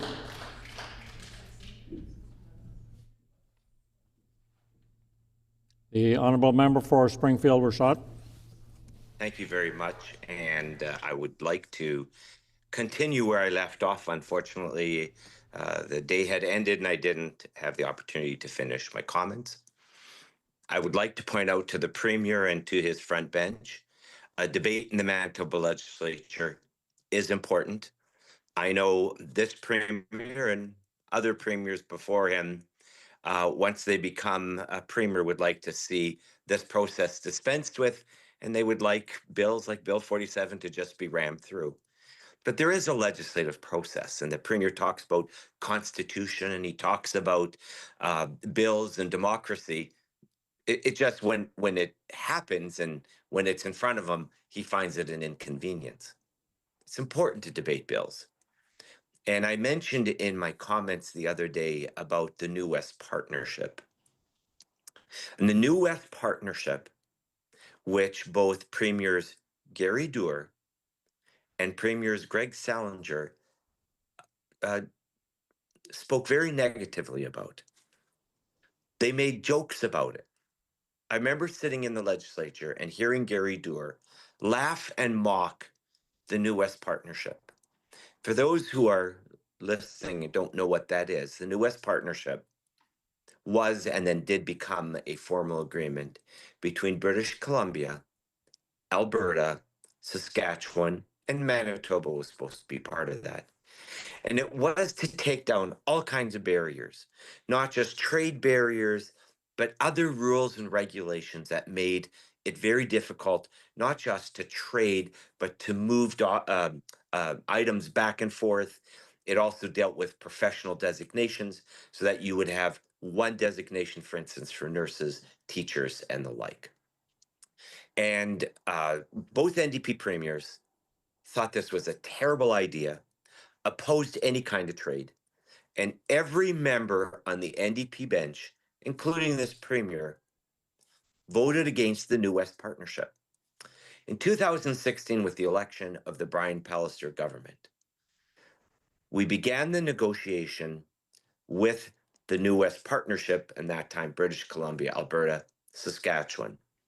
And we came to the table with the least amount of holdbacks. And I'd like to point out to the Manitoba legislature, we didn't put any kind of legislation in front of the chamber. We didn't need legislation. We had the authority as the government. We had promised it in the election, so we had a double authority. But we showed leadership. We didn't need to have this show of last minute putting legislation in front of the chamber and then shaming people into passing things that hadn't been debated properly. Premier released a letter today of preeminent individuals, and I know many of them very well. And yes, they support Bill 47, as all of us support free trade across the country. But every one of those preeminent individuals also supports democracy. And if they were to be asked, do you believe that there is a place for Manitoba legislatures for proper debate, for bills to be scrutinized, for them to be discussed, they would also agree with that. It's just that the premier didn't put that in his letter because, as we know, this has now become politics. Just like opposing any kind of free trade in Canada was the benchmark of the Manitoba NDP. And you had to go to Saskatchewan, Alberta, and Saskatchewan and British Columbia to find real New Democrats who would stand up for free trade across Canada, because the Manitoba NDP were ideologically opposed to any kind of free trade in Canada and isolated Manitoba from other provinces.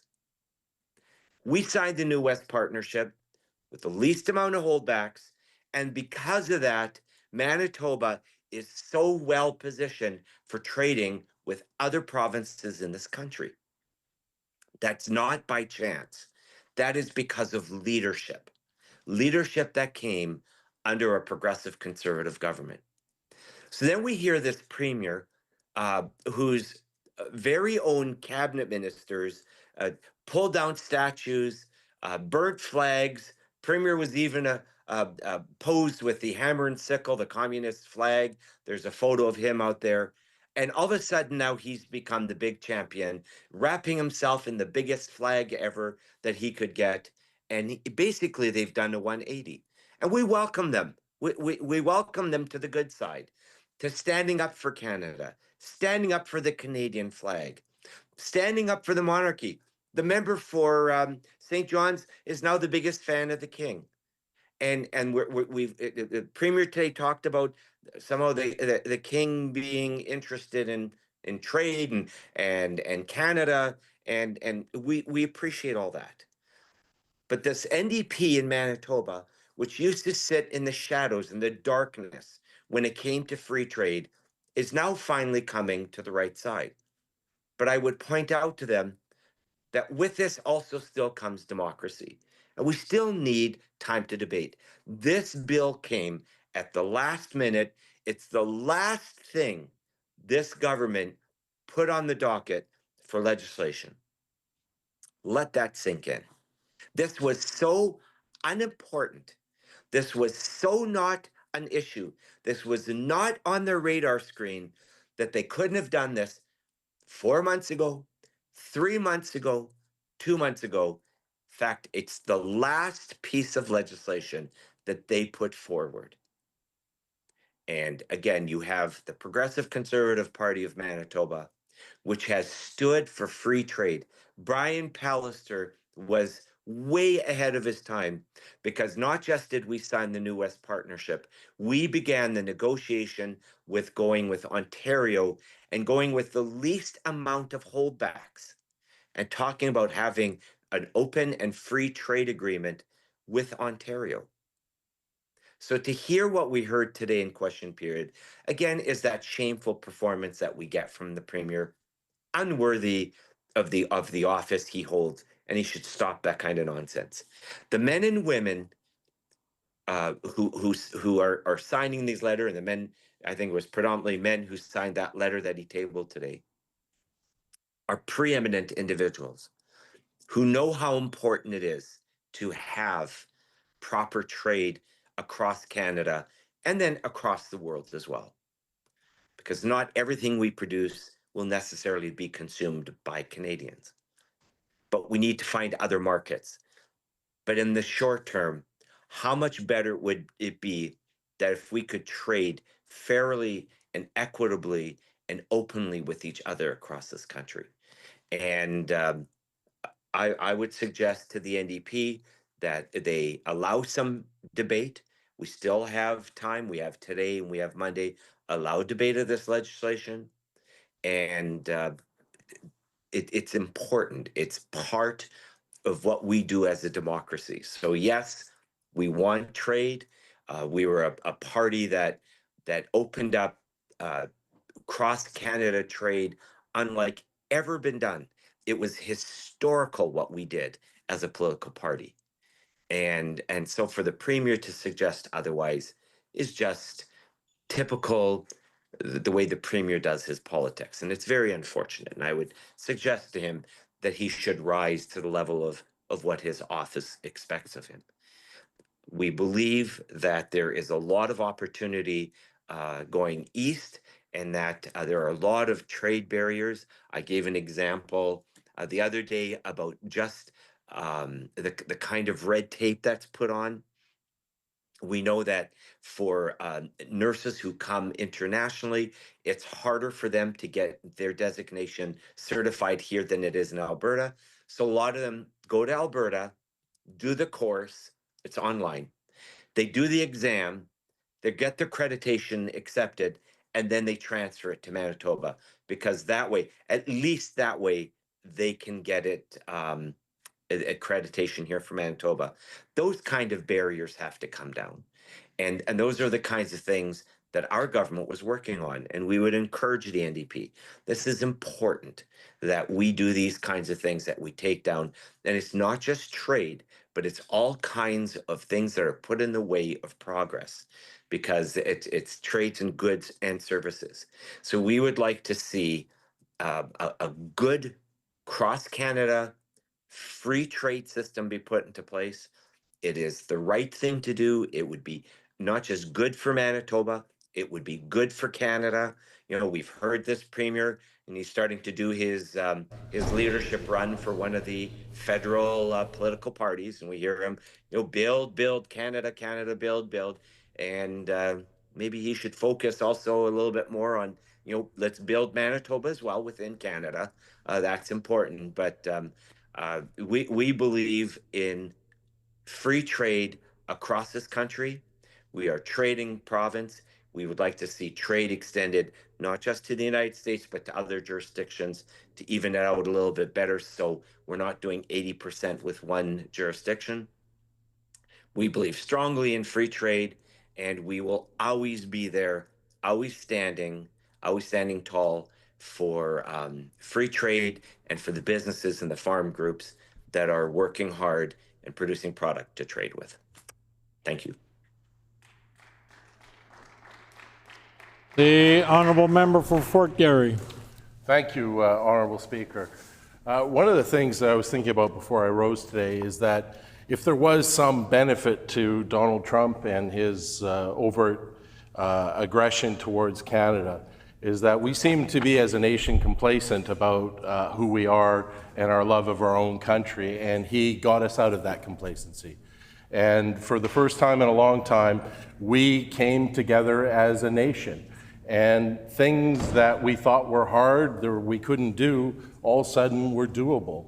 And those political divides between different political parties didn't seem so big. And all of a sudden there was political consensus in Canada about the path forward. And one of them was that we had to get our own house in order, that we had to be more cooperative amongst ourselves when it came to trading, and that we need to build up business within Canada, not only through exports to the United States. And there was a real sense that we were coming together as a nation, and it was lovely to see. It was beautiful. So that was one of those rare moments, and you would think that when everybody agrees and there's a consensus and we all are kind of rowing in the same direction, we could get things done. And Bill 47 is a slap in the face to all of that. And I'll get into it more, because I think it reduces what should have been a feel-good, cooperative, everybody in this chamber voting for the same thing event, turned it into a petty, cynical political stunt. And it was not in the interest of Manitoba. It was in the interest of furthering the Premier's career and looking like he's very important on Monday at a First Minister's meeting in Ottawa. And I wish him well. He's there to represent all of us. But this chamber and the business of this chamber isn't in the service of one man's ego. And it needs to be focused on the people of Manitoba, and I'll get more on that in a minute. But I want to get into a little bit of background about how we got here, because I think it's very telling and explains how Bill 47 came about. So on November 26th, President-elect Donald Trump, he tweets out that he's going to place 25% tariffs on Canadian imports on his first day of office on January 20th. So he's been saying this for a year, or at least, or more. It wasn't a surprise to anybody. And the reason he gave for imposing the tariff, he says, well, he had concerns that Canada basically is a fentanyl pipeline and that we're sending illegal aliens into the United States. And that was his reasoning. So on November 26th, the Premier, our Premier, reacts in the media to these events. And of course, if we remember the press conference, the Premier likes a good political visual, so he was standing behind a U.S. flag. But in retrospect, it probably should have been a white flag, the white flag of surrender, because I think it would have made a lot more sense with what came next. So the Premier stands up there and he basically says, Donald Trump is right. We need to do what Donald Trump says. And I quote, Canada needs to do the things being asked of it if he wants to avoid those scenarios. So that was his initial response, was panic, fear, and docile compliance. There was no elbows up. There was no standing up for Manitoba. It was like, give Donald Trump says this, we got to give Donald Trump what he wants. That was concerning enough. And of course, the facts are even more concerning because the Premier didn't stand up for Manitoba and he didn't put the facts on the record. Manitoba is not a pipeline for fentanyl trafficking into the United States. In fact, all of Canada makes up 1% of the cases the U.S. is facing. And we're about 3% of the Canadian population. The entire illegal immigration into the U.S. from Canada was about 24,000 people last year. When you compare Mexico, that was 1.5 million. It's not even a drop in the bucket. Likewise, fentanyl importation, the US seized from Canada, the entire country, 43 pounds. The US, it was thousands of tons. So Manitoba was not a pipeline, either for illegal immigration or for fentanyl trafficking. Did the Premier stand up for Manitoba? No. No. His response could only be described as obsequious. And, you know, that's fine. We could leave it at that, but he didn't leave it at that. He used Manitoba money. This last budget, he spent $5 million, borrowed it because we didn't have it, borrowed $5 million to apparently our conservation officers, because, you know, they have nothing to do, are supposed to drive around the border looking for illegal aliens. There has not been one reported case of any conservation officer arresting, detaining any sort of illegal migrants in that border. So what are we getting for that $5 million that we borrowed other than a press release? So that's when the Premier's dangerous rhetoric actually becomes reckless and actually hurts Manitoba. Because if he spoke the truth, that that was not an issue, and besides, border security is a federal responsibility, not a provincial one, Manitobans wouldn't be out that money. So, not only did he not push back on Donald Trump, he pandered to him. And then he turned to the federal government and said, you have to solve this. So the Premier for the past 18 months knew Donald Trump was coming, knew what he was all about, and all of a sudden didn't have a plan in place about safeguarding Manitoba, our economy, and a trade strategy. We do not have a trade strategy in Manitoba. We still do not. It's not even been announced. Doesn't even seem that that's a priority for the province. Given that 50% of our economy is trade, it baffles that we don't have a trade strategy. So there's no attempt to diversify our markets and make us less reliant on US or China. Other provinces, smaller provinces, Saskatchewan actually puts us to shame. They have international trade offices in various key places in the world, and they've had for years. And there's certainly nothing stopping Manitoba from doing that. So getting back to Bill 47, what happens, Manitobans, Canadians were reacting to this. Well, we actually saw leadership from the Premier of Nova Scotia, and credit where credit is due. He was the first one that came out, and he's like, you know what, we need to, be better at this in our own country.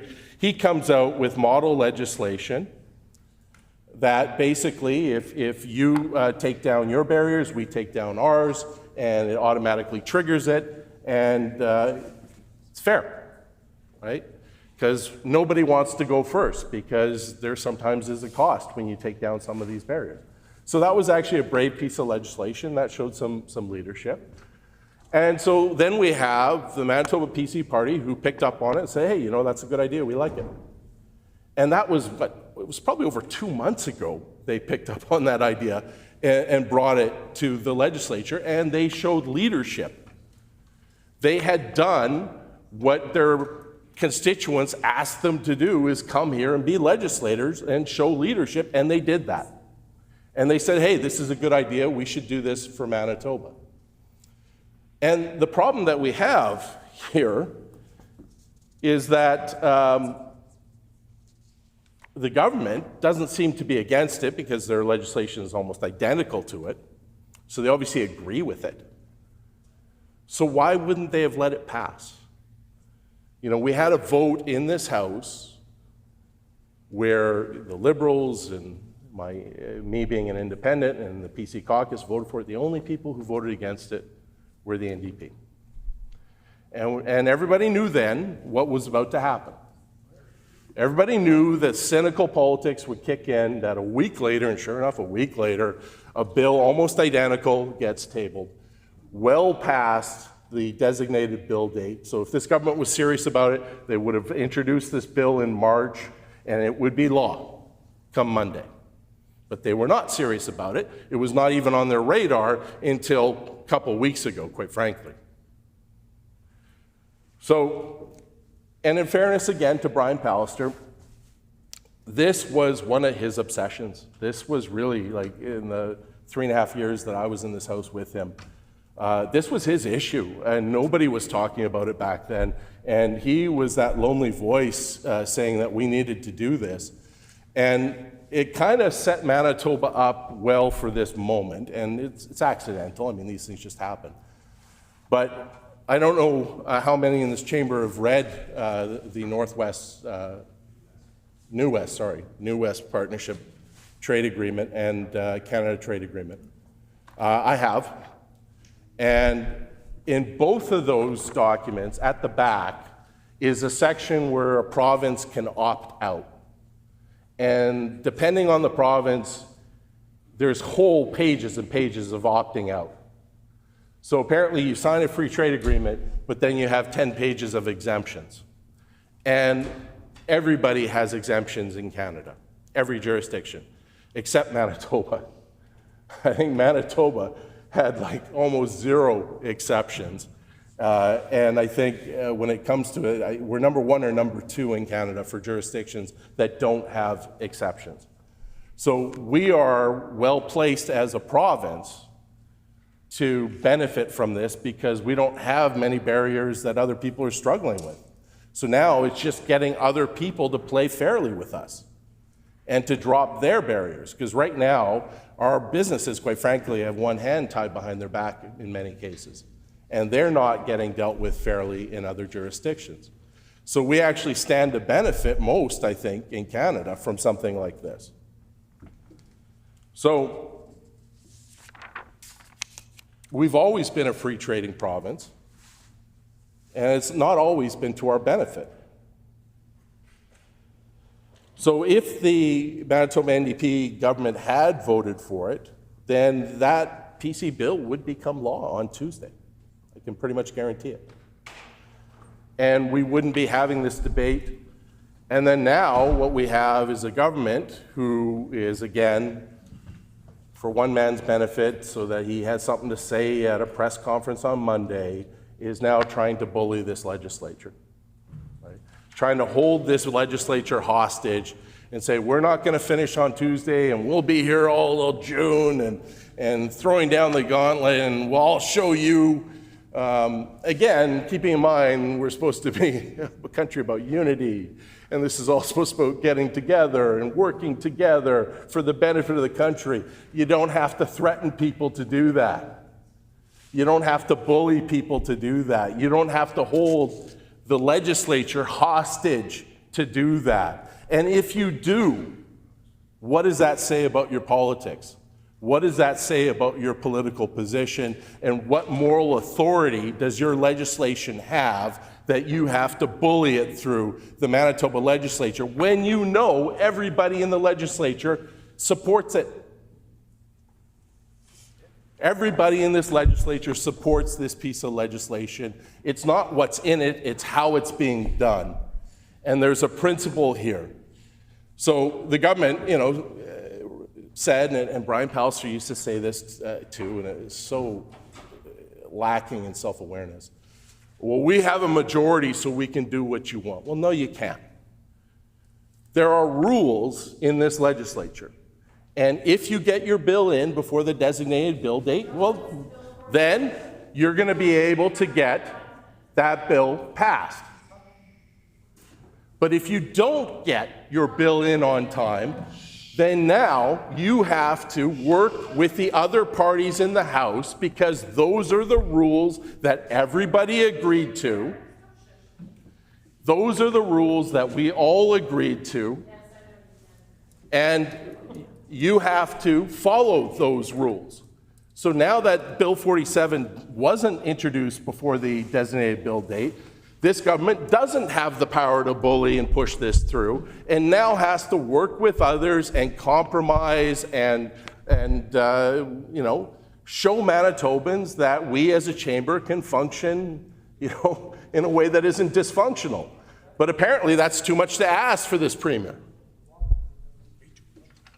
And I think it would be a powerful statement to this premier that instead of trying to bully people, instead of trying to hold the legislature hostage, that he actually has a mature, grown-up conversation with the leader of the official opposition. They sit down and say, okay, let's get this done, and what will it take to get it done? Because I suspect if he held out the hand of friendship and he came with respect, and he accepted the fact that the official opposition has a role here and they have to do their job, things would get done. Things would get done very quickly, and that would be important for this legislature.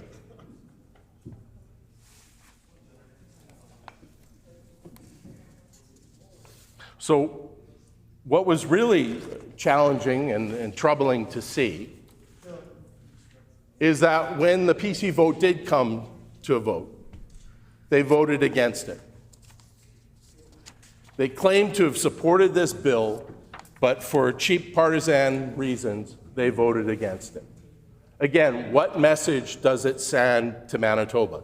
The Premier today, listed off some business heavyweights in Manitoba and go, well, they supported this. Well, they also supported the PC bill too.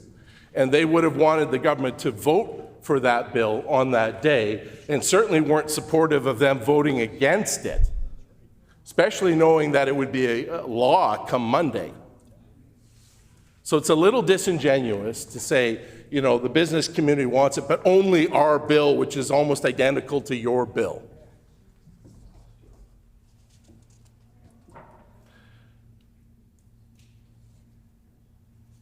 So the politics of this, and I've heard this way too much since I've been in this building, is probably one of the most toxic statements I've heard, is that we can't let them get the win. And there's a culture here that even if the other side agrees with you and everybody's in agreement, you can't let your opposition get a victory in the House because, oh my God, they're doing their job, and what would Manitobans think? Right? And that type of toxic hyper-partisanship is poisoning this chamber. Manitobans expect more from us. They expect us to do better. This would have been one of those situations where there was no shame in the government giving the opposition a win, because it isn't the opposition winning, it's Manitobans winning. But when the government engages in this petty, cynical, stunts and gamesmanship, we all lose. And it's enough for Manitobans to not trust politicians. Well, it's because of things like this. And how is the government going to explain this to their constituents? That there was a bill that they liked, that it came to a vote, but they voted against it because the Premier had a press conference on Monday and he wanted something to say. I mean, that's what happened. What would be the reaction to your constituents from that? They would be embarrassed. They would be embarrassed. And there's a pattern here that you're seeing, not just with Bill 47. Let's talk about the Buy Manitoba ad campaign. It's gone now. I wonder if anyone remembers it. It was only a couple weeks. This was an ad campaign to convince Manitobans to buy Manitoban, right? Good enough. Problem was, huge chunk of the money went to Meta and Facebook, Instagram, which is a US giant internet company. It didn't even stay in Manitoba. No Manitoba ad company was even hired for this thing. And this disappeared as quickly as it showed up. But, they got a press release out of it, which is just the same as Bill 47.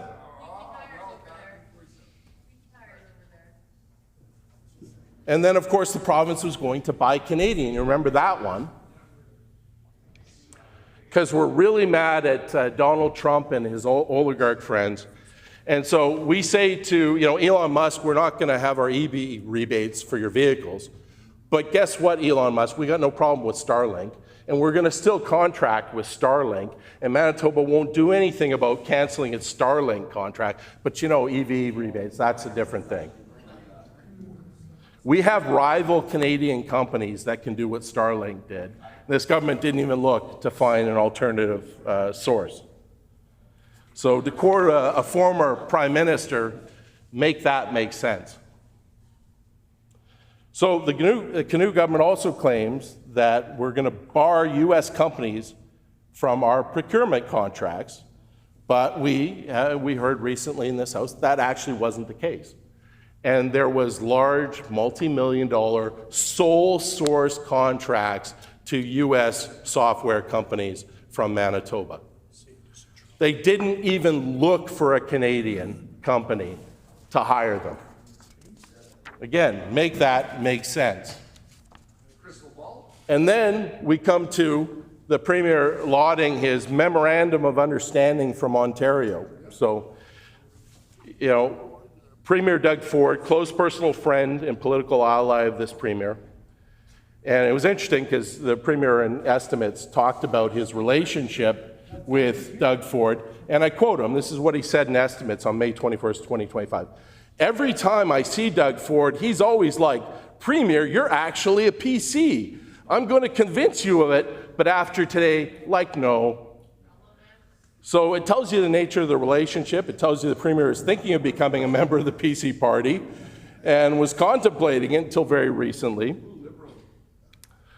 So others can see what we see in the Manitoba legislature, that despite his brotherly love with the Premier of Ontario, he didn't get anything from this MOU. So the one issue that was agreed to was beer. Apparently now our craft brewers can send direct mail into Ontario. They couldn't do that before. Problem with that is, and the craft brewers will tell you this, that doesn't help them. Nobody sends a 12-pack of beer through the mail. The weight of that alone would be cost prohibitive. What would have been free trade between Manitoba and Ontario, and what our craft breweries are talking about, is they can't get their product into an Ontario Liquor Commission. And they're barred from getting them in, or the rules are so strenuous and tough, they can't actually get them on the shelves in Ontario. That would be a game changer. That would make our small breweries become big breweries, and it would be a huge for Manitoba economy. But the Premier couldn't get it done. The Premier, with his best friend in Ontario, couldn't get it done, and we're here sending 24 packs of beer in the mail. So the Premier is lauding this memorandum of understanding. He brought nothing back. It was actually an embarrassing failure that he should be apologizing to small businesses in Manitoba. So another barrier is our local distilleries and brewers get a special price to sell in Manitoba, but they don't in other provinces. So that makes our products prohibitively expensive in Saskatchewan, Alberta, and Ontario. So where's the discussion with those provinces about matching the price that we pay? There isn't, because this isn't serious. This is all about a press release, just like Bill 47.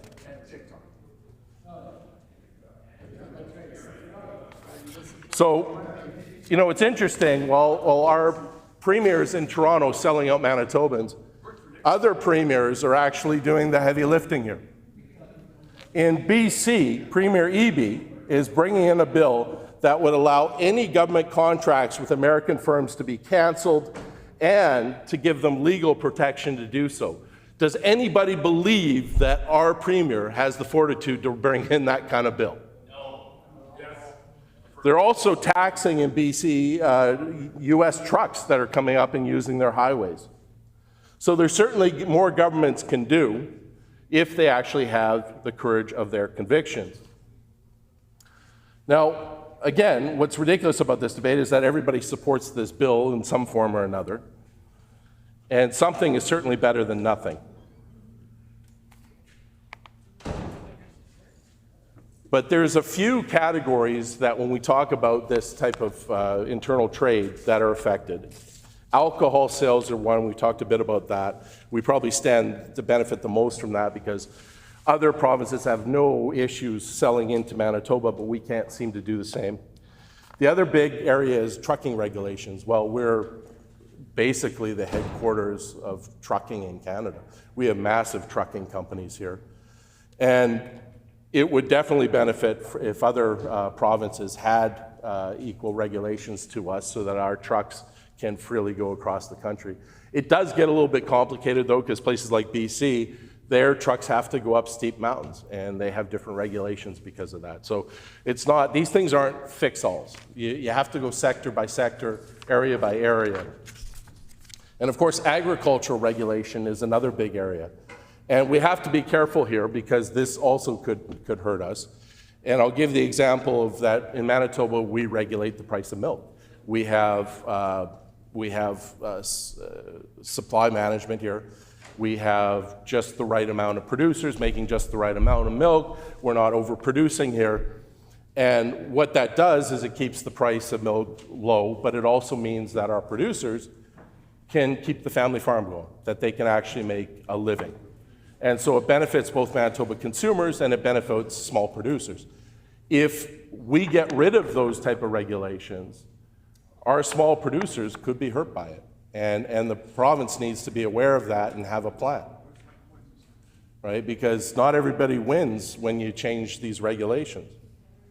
So we need to do more for our small businesses, our small producers, and we can support them in this process. And of course, I think some people have mentioned professional licensing is a big thing. As a lawyer, I'm licensed to practice all across Canada except in the province of Quebec because they have a Napoleonic civil code, and you have to go to school to learn a different style of law. But pharmacists, same thing, they can practice straight across Canada, but many professions can't, especially many healthcare professions, and we would benefit greatly from that. And of course, the last area is government procurement, and you know, that cuts both ways. I was driving up to Thompson, and I was going into town, and the road was getting repaired. All the work trucks had Alberta license plates on them. And we had brought in an Alberta construction crew to fix a Manitoba road in one of the most economically depressed areas of the province. And obviously the thought is, well, why can't we have Manitoba workers building Manitoba roads? And so that's the tension here, and that's the discussion we need to have about how we can be free traders while protecting our small businesses and protecting our small producers at the same time. And that would be a more useful use of our time in this chamber than does the Premier get to have another political stunt on Monday. Thank you.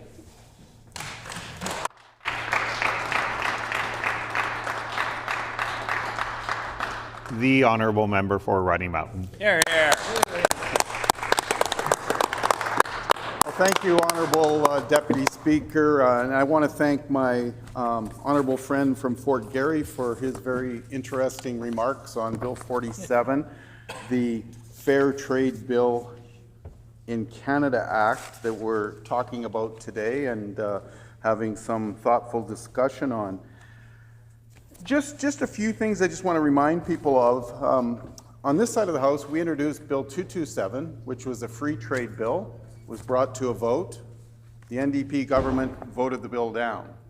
2 months later, we're now back on 2 days from when this session is supposed to end, and we're talking about Bill 47, which basically has just had the name change to fair trade. And there's a few differences in the bill that I'd just like to highlight for the House again this afternoon. And again, many of my colleagues have put words on the record, and I just apologize in advance if I'm repeating some of them, but I think many of them bear repeating. And I guess one thing that troubles me is we haven't heard from very many members on the other side of the House. I can't recall the last member of government to speak on Bill 47. I think the Honourable Minister over there spoke, but I'm looking across here, and many of them have things to say when we're speaking on this side, but when it comes to their turn to speak, no one rises from their seat. So the main differences between our free trade bill that we proposed, 227, and Bill 47 is, from what we can see, the NDP government has changed the title to fair trade from free trade. Now, I guess they're the same. I'm not going to debate fair trade, free trade, but I guess they had to make some change to make this bill appear to be look like a better version than what we had. But I can see that the NDP have watered down this bill by not allowing any services to be provided that are currently provided by Crown Corporation, which means MBLL, MPI, and Manitoba Hydro are being protected in this bill from any form of competition. And this is to the detriment of consumers here in Manitoba that could choose better, more competitive, and more affordable products. Bill 47 also exempts all regulated professions from the reciprocity rules, which seems to make the bill somewhat ineffective and will not bring about true labour mobility within Canada, and will not accomplish true free trade for our labour force. Bill 47 also has a huge loophole that the government can exempt entire industries, goods and services from the Act through regulations without coming before this legislative assembly. Bill 47 requires the province to actively designate other jurisdictions as reciprocating instead of making the recognition automatic under the law established by the Act itself. This bill it's tacked onto this bill a new Buy Manitoban, Buy Canadian Day on June 1st. Well, June 1st is coming fairly quickly. I think it's Sunday, so I would urge the government to get on board here and start working with us on this side of the House to make Bill 47 a reality. I have an interesting document here from the Montreal Economic Institute that I would like to read some passages of it into the record here today. It's a public document that I just happened to receive overnight that I thought had a lot of information on trading here in Canada. It talks about bilateral breakthroughs in Canada, the promise of reciprocal mutual recognition in interprovincial trade. So I'm just going to start reading through it because I think it has some very interesting arguments about why free trade is so important in Canada and has been important for many, many years. Like the member from Fort Garry said, I was a part of the Pallister government that believed in free trade, and of course, as a progressive conservative, will always believe in free trade on this side of the House. But Brian Pallister had a vision. He had a vision that we would join the New West Partnership. The New West Partnership started in 2010, but for 6 years, until this government was elected in 2016, Manitoba would not join the New West Partnership. In fact, many members who were on this side of the House at the time said the New West Partnership didn't even exist. It was a figment of our imagination. Well, Brian Pallister changed that. Just after 6 months after being elected, we joined the New West Partnership along with British Columbia, Alberta, and Saskatchewan. So this side of the House definitely believes on free trade. And it's certainly good to see that that side of the House now is starting to come around and think free trade's a good idea. Obviously, it took Donald Trump to convince that, or perhaps once the leader made a few trips down to Ottawa, the Premier made a few trips down to Ottawa with his newfound friends down there, they convinced him that free trade was a good thing. So Canada's vast geography and decentralized government structure create unique internal trade challenges. Provinces enjoy significant autonomy and regulatory authority over many economic activities, resulting in a patchwork of rules, regulations, regulations, standards, and certification requirements that vary by region. I think we all know that. This adds cost, complexity, and frustration to interprovincial commerce. A product or service that complies with one province's rules may require new testing, paperwork, or even redesigns to meet another.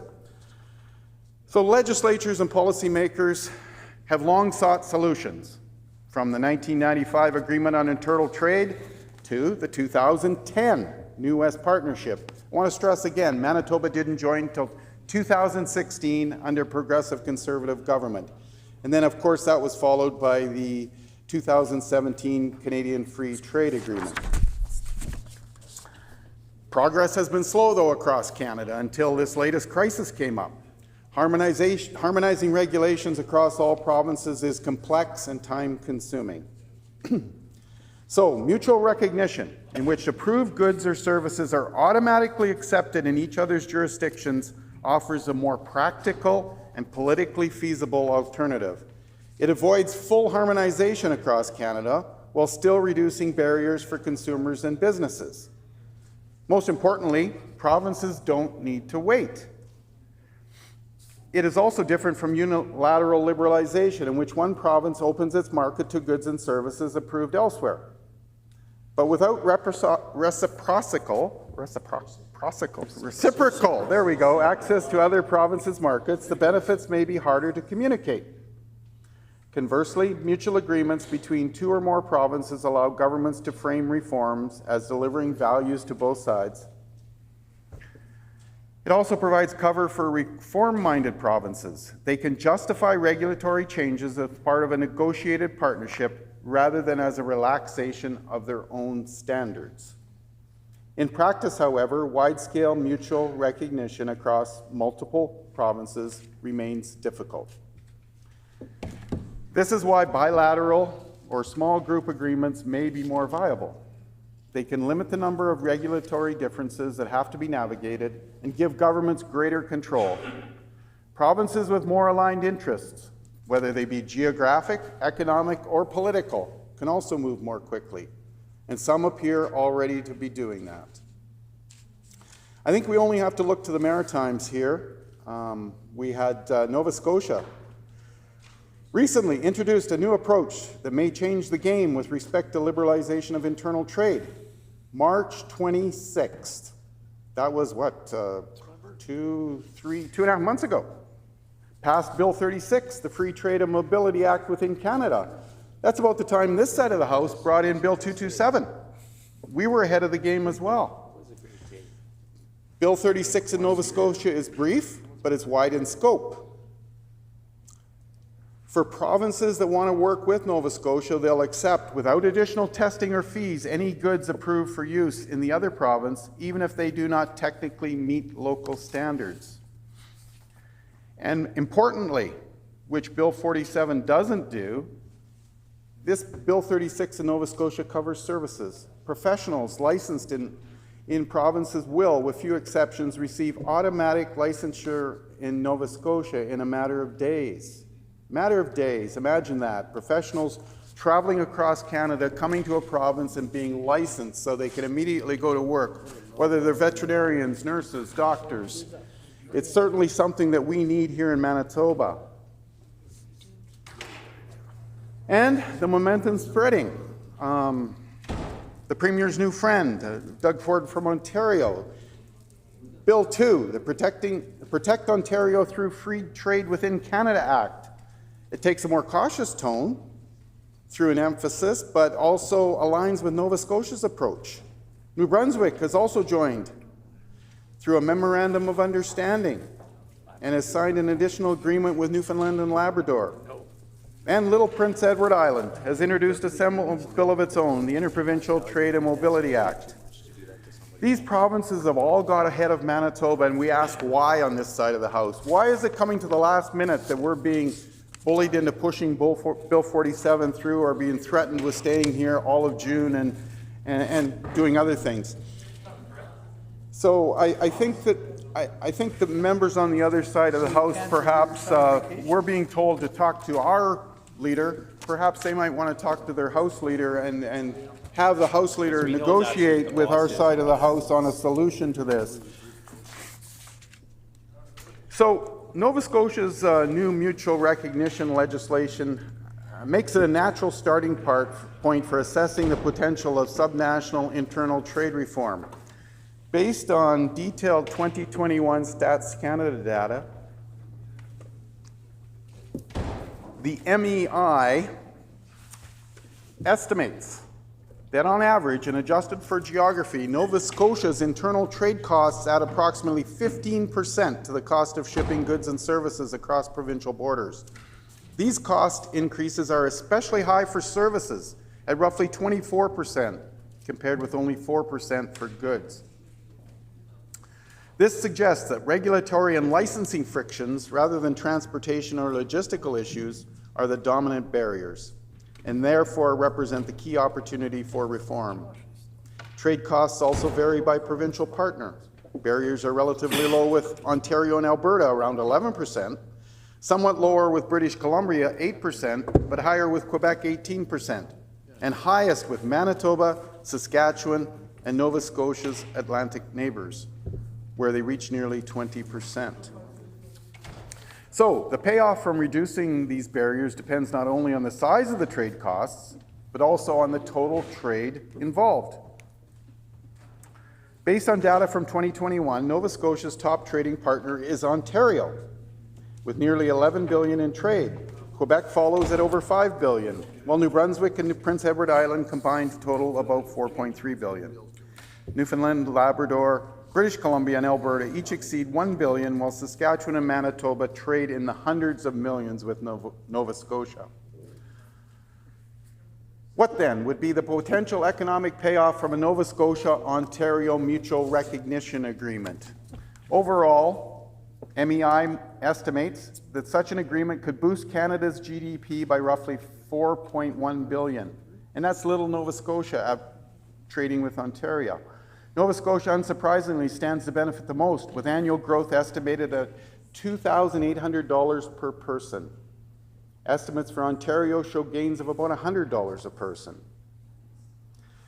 It might be tempting to assume that only Ontario and Nova Scotia would benefit, but in fact, the gains are far broader. National supply chains link economic activity across provinces, meaning that even a two-province agreement can have positive spillovers elsewhere. MEI estimates that Alberta would gain about $15 a person and British Columbia about $9. While seemingly modest, these gains reinforce the broader national value of mutual recognition. The benefits also show up in wages and prices. Eliminating trade barriers lowers input and consumer costs between provinces. For services, where average trade costs are about 16%, removal could significantly reduce cross-border prices. Overall, the MEI model predicts wages in Nova Scotia will rise by 4.1%, while the average cost of goods and services would fall by about 1.2%. In Ontario, prices would drop slightly by about 0.1%, reflecting the broader, albeit more muted, benefits of reform. So we move on to some gains from bilateral free trade zones in Canada. So MEI examined Nova Scotia's potential agreements with Ontario and then turned to other possible bilateral agreements. So this is where it gets interesting. The chart here shows the national gains from bilateral free trade zones in Canada in billions of dollars. It's estimated here by the Montreal Economic Institute. These are the gains for Manitoba based on Manitoba being a free trade zone. Manitoba would gain $2.8 billion in trade with BC. Manitoba would gain $6.1 billion in trade with Alberta. Oh, that is interesting. $6.1 billion again with Saskatchewan. Ontario, with the Doug Ford government, the Premier's friends right down there right now, $5.2 billion. Manitoba would gain $2.8 billion with Quebec. New Brunswick, a modest $800 million. Nova Scotia, $700 million. And PEI, nothing to be sneezed at, $200 million. Oh, I like the way you added that. And Newfoundland and Labrador, $900 million with Newfoundland and Labrador. Those are gains from free trade here in Canada. So there's no argument from this side of the House that free trade is so important to Manitoba. We don't understand why Bill 227 wasn't adopted by the government. We don't understand why Bill 47 had to be put up at the last minute. But here we are today, at the last minute, talking about Bill 47. At least this side of the House is talking about Bill 47. Crickets from the other side. I'm thinking there's members on that side of the House that may get up next. We still have about an hour left in the day here. My time is running short. So, the final conclusion from the Montreal Economic Institute, a well-respected economic think tank here in Canada, says, while the details of their respective agreements still need to be finalized, provinces exploring mutual recognition with Nova Scotia are responding to what could be a pivotal shift in Canada's internal trade policy. Agreements that broadly recognize each other's regulations, credentials, and standards can deliver significant economic benefits, both provincially and nationally. This matters for individuals who see results in the form of higher wages, lower prices, and better living standards. And for smaller provinces, per capita gains could reach several $1,000s annually per person. Nationally, the benefits run into the billions. The largest barriers, and hence the largest gains from removing them, lie in services, where licensing and certification rules often restrict the ability to operate across provincial lines. Though usually framed as labor mobility issues, they are more fundamentally barriers to service trade. For mutual recognition to reach its full economic potential, agreements must go beyond enabling relocation. They must allow professionals to work across provinces without duplicate licensing, exams, or paperwork. I think that's something that this legislature in Manitoba certainly need to work towards. I don't think Bill 47 addresses these issues, and I think there's still a lot more work to be done by this government. So, to close out, I just want to say these estimates are based on a well-established economic model grounded in real trade data, but they're not forecasts. Internal trade costs are not directly observed, and the results reflect long-term adjustments, not overnight effects. Gains would accumulate gradually as capital and labor shift towards more productive issues. Even so, the direction and scale of benefits are clear. Nova Scotia, which had the foresight to pass a free trade bill 2.5 months ago, and joined by Ontario and Prince Edward Island, who have also passed bills, are charting a more ambitious course. If fully implemented, these efforts could mark a turning point. At a time of slow productivity growth, internal liberalization be one of the few tools available to drive sustained improvements. Other provinces should take note. Canada's prosperity may well depend on it. To that end, Honourable Deputy Speaker, I just want to say that our PC team certainly supports free trade. We definitely support free trade. We have always supported free trade. We support Bill 47. We support the democratic process. We support our right to speak on free trade here in the House. And I'm going to cede my time now to another member to put more words on the record on why the PC party supports free trade and Bill 47. Thank you, Deputy Speaker.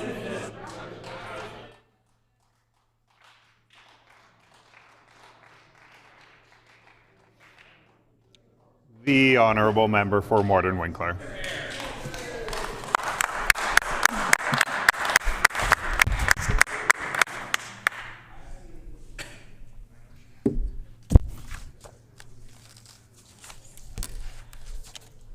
Thank you, Honourable Deputy Speaker. It's a little breezy, so I hope I don't lose my papers here in this area. But fair trade in Canada, the Bill 47. I want to shed a little bit of light on an issue that is shaping our economy and affecting livelihoods across Canada, and right here in Manitoba specifically. It's the ongoing trade war and how it's affecting our country, our province, and how we need to make sure that we expand trading between provinces and make sure that we are able to bring our products and services to other provinces across our country. I just wanted to mention a few things that I know are very important to my community specifically when it comes to this. We do have a lot of people who, businesses who are brewing beer and cider in my community and in my area, and it's very important that we make sure that we stand up for all of those organizations and those groups and those businesses that that's their livelihood and that's what they pour their life into. And we need to make sure that we do make sure that we have shelf space for them across the country and not just in Manitoba. And we do support trade across Canada, free trade as well, and that's what I mean. And it's important for us to continually make sure that we're putting our community, our businesses first before our own personal desires and aspirations when it comes to wanting to do things our way rather than what we should be doing what's right for Manitobans.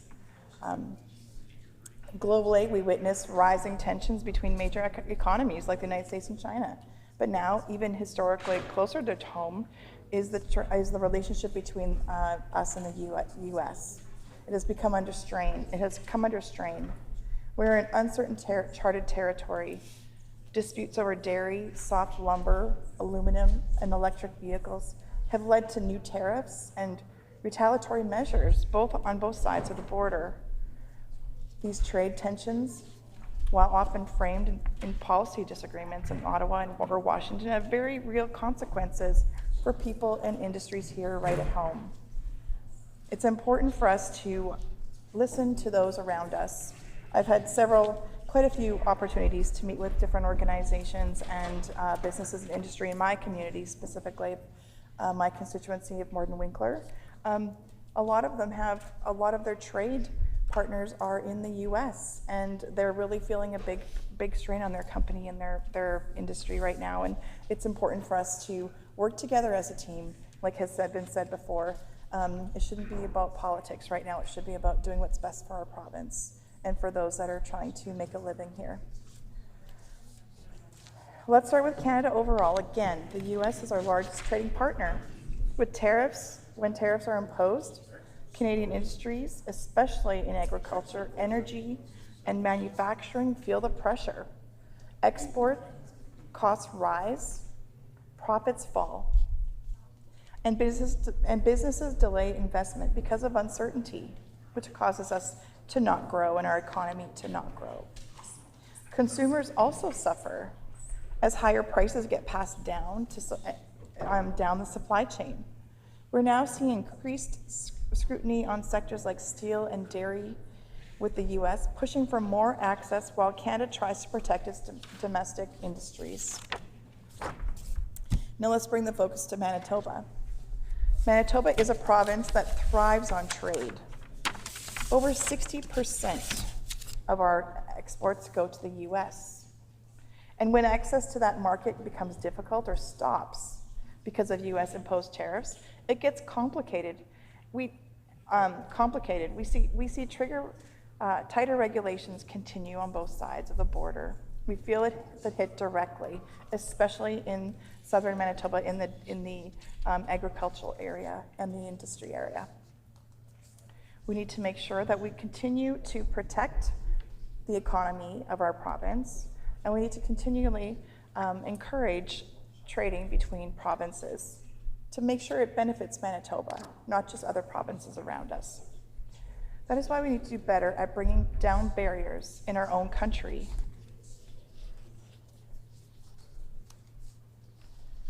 We need to encourage other provinces to welcome Manitoba products and services on their shelves. Our agricultural producers, especially canola, pork, and wheat farmers, are particularly vulnerable to trade disruptions. For example, when the US places duties on agricultural imports, or when disputes disrupt transportation networks, Manitoba farmers lose vital markets and face lower prices for their goods. This is not something we need to be fighting about. We need to make sure that we work together as a team and pass this bill. We need to all work at passing the bill, and it should benefit everyone. In the manufacturing sector, Manitoba Companies that produce auto parts, machinery, and construction materials are experiencing higher costs for raw materials, especially when those materials come from or are sold to the U.S. Some have even had to cut their jobs or reduce production to stay afloat. At its core, this trade war, whether it's China or the United States, it's just about policy. It isn't just about policy, it's about people.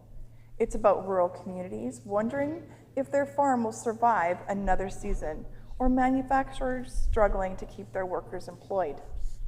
So what should we be doing? We should be talking. We should have already been passing the member from Midland's bill when that came about.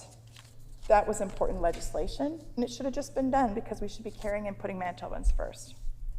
What should we be doing? First, we need a strong, proactive leadership at the federal and provincial levels to advocate for free trade agreements and defend the interests of Manitobans so that we can have trade across provincial lines, and making sure that all Manitobans and all provinces across the country are functioning properly with each other for a benefit of our country of Canada. The MLA from Midland brought forward a bill to do just that. Unfortunately, the NDP government did not support this bill and instead took what she had done and reintroduced it as their own bill. Bill 47. We obviously support bringing down barriers and encouraging trade within our provinces across Canada. It's just disappointing that it has to be done this way. Our member from Midland was the first to bring legislation forward to do this in Manitoba. We support our businesses, manufacturing industry in our country and in our province. And we want to do everything we can as an opposition caucus to help our province during this difficult time. I'll say that again. We as an opposition caucus want to do whatever we can to help our province. Second, we must support our local industries in diversifying markets so we're not as dependent on one partner. And finally, we need to invest in innovation and infrastructure to help make exports more competitive globally, and to make sure that we can do this as well across the country of Canada, from province to province. We need to have regulations that work, that when they travel with products and services from different provinces, that it just is smooth and it goes and it benefits everyone. Manitoba may just be one part of Canada, but in a trade war, every province matters and every voice counts. So we need to work together with our trading partners across the country. At the heart of this bill, Bill 47, this bill is about removing international trade barriers across provinces. Let's talk about that for a bit. It recognizes that when we allow free flow of goods and services within Canada, we create a more competitive and prosperous economy. Not just for the country, but right here at home. The bill also introduces Buy Manitoba, Buy Canadian Day, a powerful reminder that supporting local industry strengthens our communities and our economy. But here's the key point. While trade openness is essential, it must be balanced by protection and diversification. Manitoba's specifically economy relies heavily on trade, but too often we are vulnerable, whether to international trade wars or supply chain disruptions or other regulations in other provinces. We are a very open province. We have a really great policy already in place that has been put in place by the previous PC government.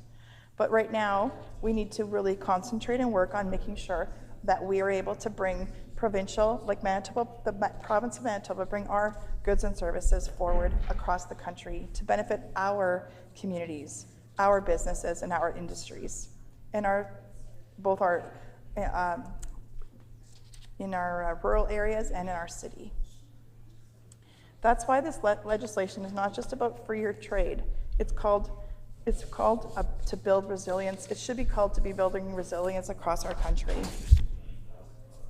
Encouraging Manitobans to buy locally, we protect our farmers. manufacturers, and entrepreneurs from global shocks. We help to alleviate a little bit of the pressure that happens when we have something like this happening. It helps us to become resilient and makes us more self-sufficient, rather than right now we're struggling to make sure that we have enough markets to sell our products to. It also affects us deeply when we can't sell products to our neighbors, but we can still sell to our neighbors, like our neighbors in the US, but we can still sell to our provinces across the country of Canada. So as we discuss Bill 47, let's commit to a broader vision. It helps to diversify our economy.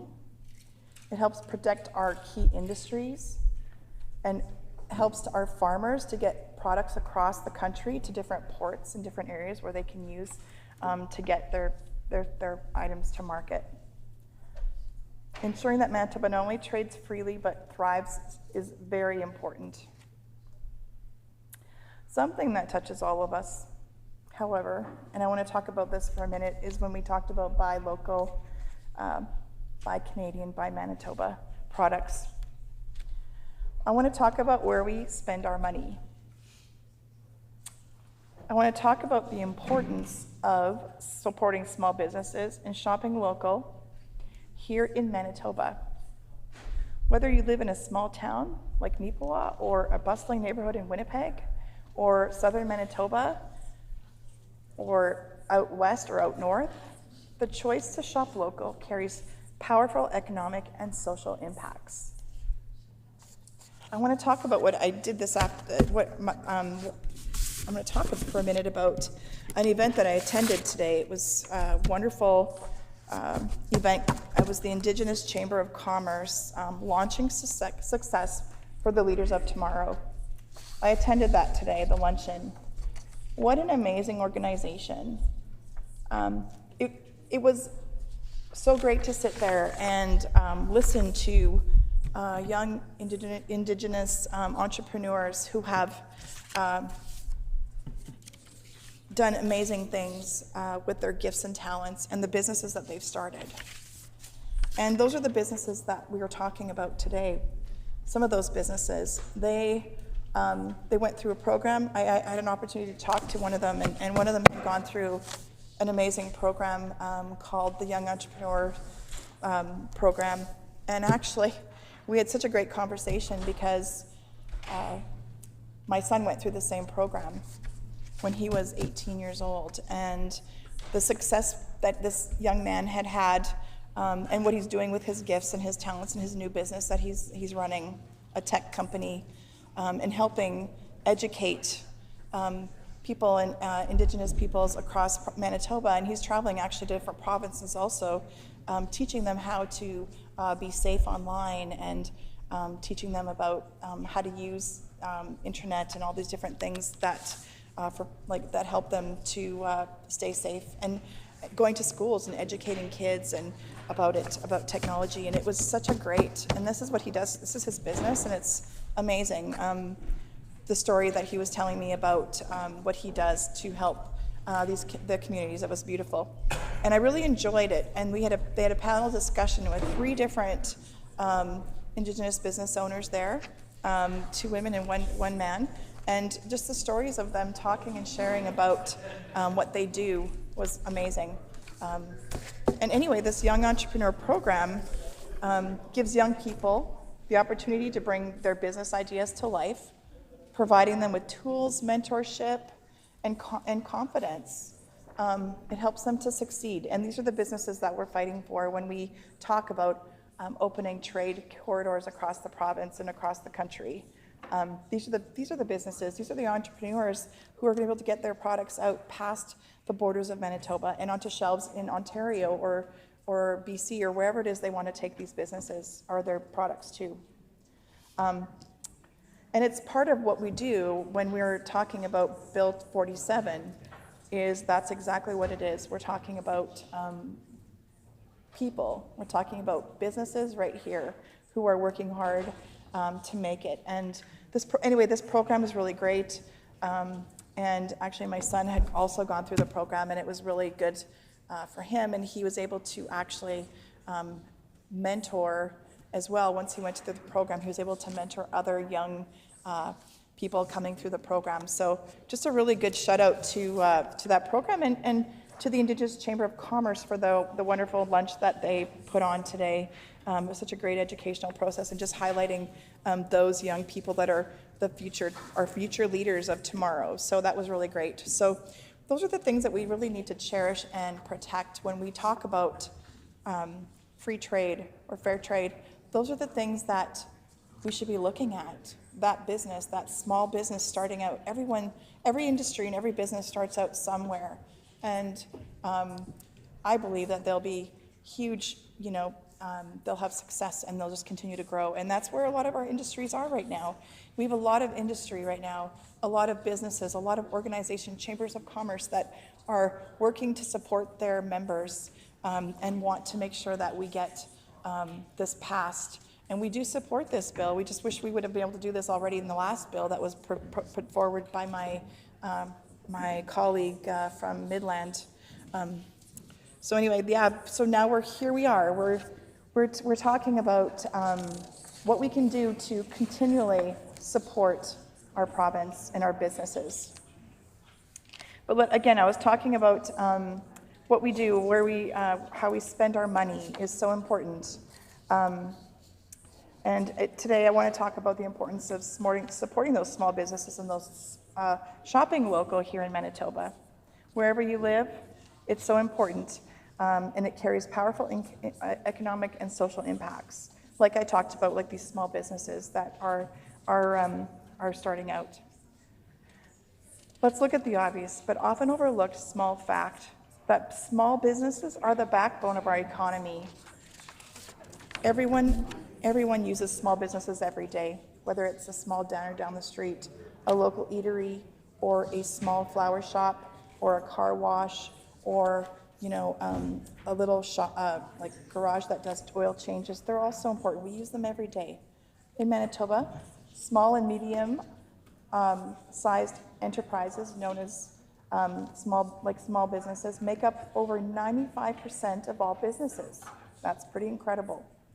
These aren't just numbers on a page. These are your neighbors, your friends, and maybe even you who has a small business. These are they're the independent coffee shop owner who greets you by name, the local mechanic who fixes your car and does the oil changes like we mentioned, and the artist at the weekend market whose work reflects our unique prairie culture. We spend money at local businesses. More of that money stays in the community. It just helps our economy continually. According to economic studies, for every $100 spent at a local business, around $68 stays in the local economy, compared to only $43 when spent at a large chain. That difference adds up. It supports local jobs, it funds public services through taxes, and it helps communities to thrive and helps our economies to grow.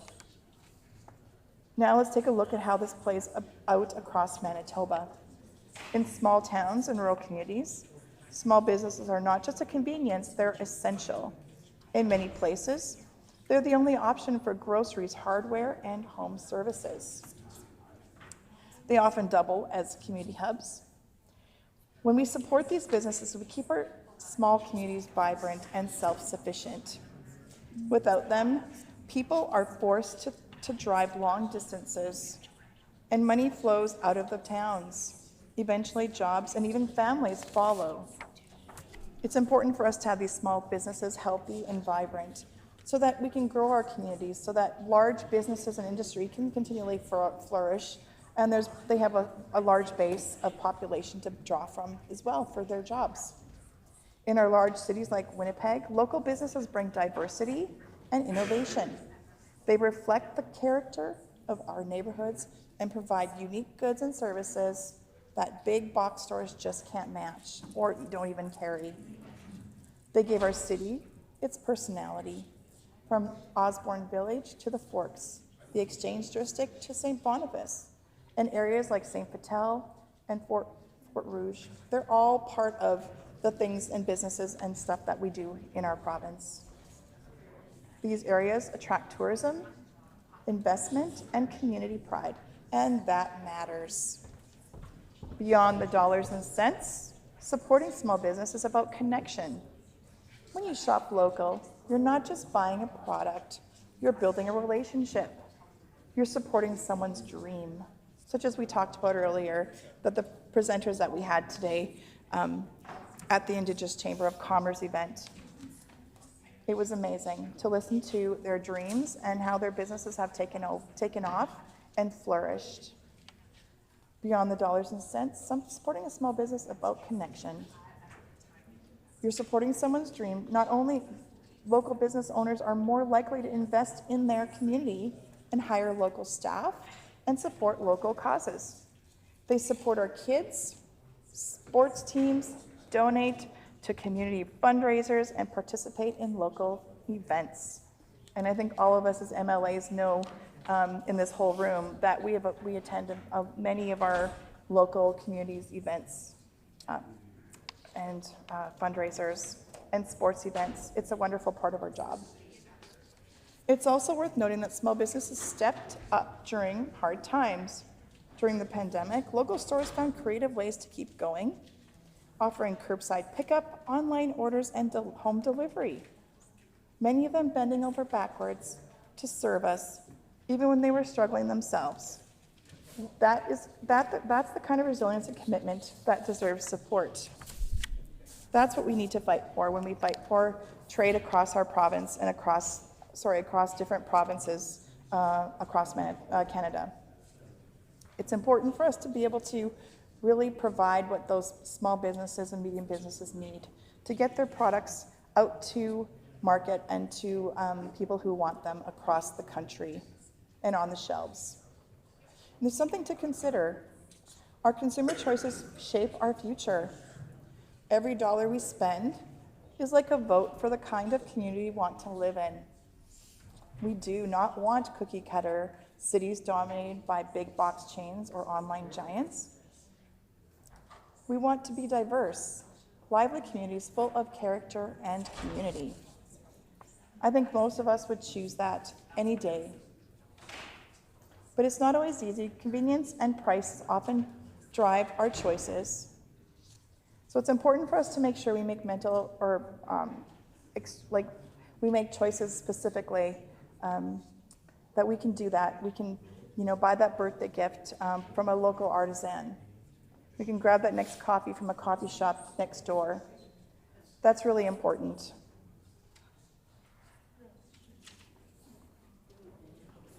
It's about the power and importance of supporting small businesses and choosing to shop local. When was the last time you shopped at a local bakery, a family-run hardware store, or a small boutique in your community? I actually know that there's down North Main, there's an amazing little hardware store that one of my friends lives close to, and she says she loves going there because down North Main, Winnipeg, and she said she loves going there because it feels like the small town hardware store. Even though she could run to a Lowe's or just a regular large store, she goes to this one because she really enjoys the small town feeling about it, or she knows the owners who have been there for many, many years. Those are all important things. And those are the businesses that we need to fight for when it comes to trade across Canada. In Manitoba, small business account for such a large percentage of business across the province. It's our neighbors and friends and our families. And it's a continued resilience that we build when we bring that forward. It strengthens our communities, both large and small, whether you live in a big city or a small town. It also creates job and youth opportunities, which is something important we need to talk about as well. Supporting small businesses isn't just about buying local or homemade, but it's about a future. It's about the personal connection that we talked about as well. Challenges that face, we need to really make sure competitiveness We need to make sure we talk about that because we need to stay competitive across other markets. And in order for businesses to stay competitive, they need to be able to go to other provinces and make sure that they can put their products on the shelves. So here's some things we should be doing. You can ask people to shop local at a shop or a farmer's market on the weekends. We can choose a local restaurant instead of a large chain. A restaurant can be a chain, but if it's locally owned, that's what we need to that's important. Share your favorite small businesses on social media. That's always a really good way to do it. Encourage your friends and family to buy local gifts during the holidays. These small steps can create big change in our province and for the family that lives down the street that owns that small business. Manitoba's strength lies in its people, and our small businesses are at the heart of that. They embody the values of hard work, community spirit, and resilience. They are places where we gather, celebrate, and connect, but they cannot thrive without us. Each one of us here has an obligation to do the right thing for our province. We had the opportunity to vote for the free trade bill that the MLAs from Midland brought forward, and the NDP decided not to vote for that bill. Now we have Bill 47, which is basically the same bill, and we want to make sure that we support free trade in our province. We brought the bill forward first. Of course we support it. We support businesses, we support free trade, we support opening barriers across our country. We need to continue to support the small local shops and businesses. Let's make sure that our communities, whether big or small towns, continue to be the places where dreams grow, where we have young people who stay here because there's a thriving business sector, that they have support if they open up their small business, and that they can continue to dream big and do the things that they want to do. One of the programs, like I said, was this Young Entrepreneur Program. Is such an important part, and we need to continue to foster all of those organizations and programs. We need to encourage our young people to continue to expand their businesses and take those chances. But the only way we can do that is to make sure we have a healthy, vibrant economy where they can grow, where they can succeed, and they're not concerned or worried that they won't be able to make it. Investing in a small business or starting out is a really hard thing to do for anyone, and it's something that we want to make sure that we have the best environment we can for small businesses and for young people to start their businesses. We also want to take care of our large industries as well and make sure that they have what they need to succeed. We need to make sure we advocate for them and do everything we can to continue so they can continue to grow. We need to make sure we look at all the different angles for them as well when they're importing packaging, for example, for products, and then they export it, they get taxed twice or charged duty twice. There's so many different things that we need to look at. But right now we're talking about Bill 47 and how it needs to, how we do support that, but we just need to make sure that the government knows that there's a lot of bills that are very important, and we are willing to work with them, and they just need to come to the table. And I think if we all sit down and come up with some really good solutions, I think we can all be winners here today. And I just want to encourage that working together is important. And I think on our side, we're working together, and we want to make sure that the government is also coming forward and working with us as well. So again, I want to encourage that we continue to work together and for the better of our province and all of the trade that we can do across country. Thank you.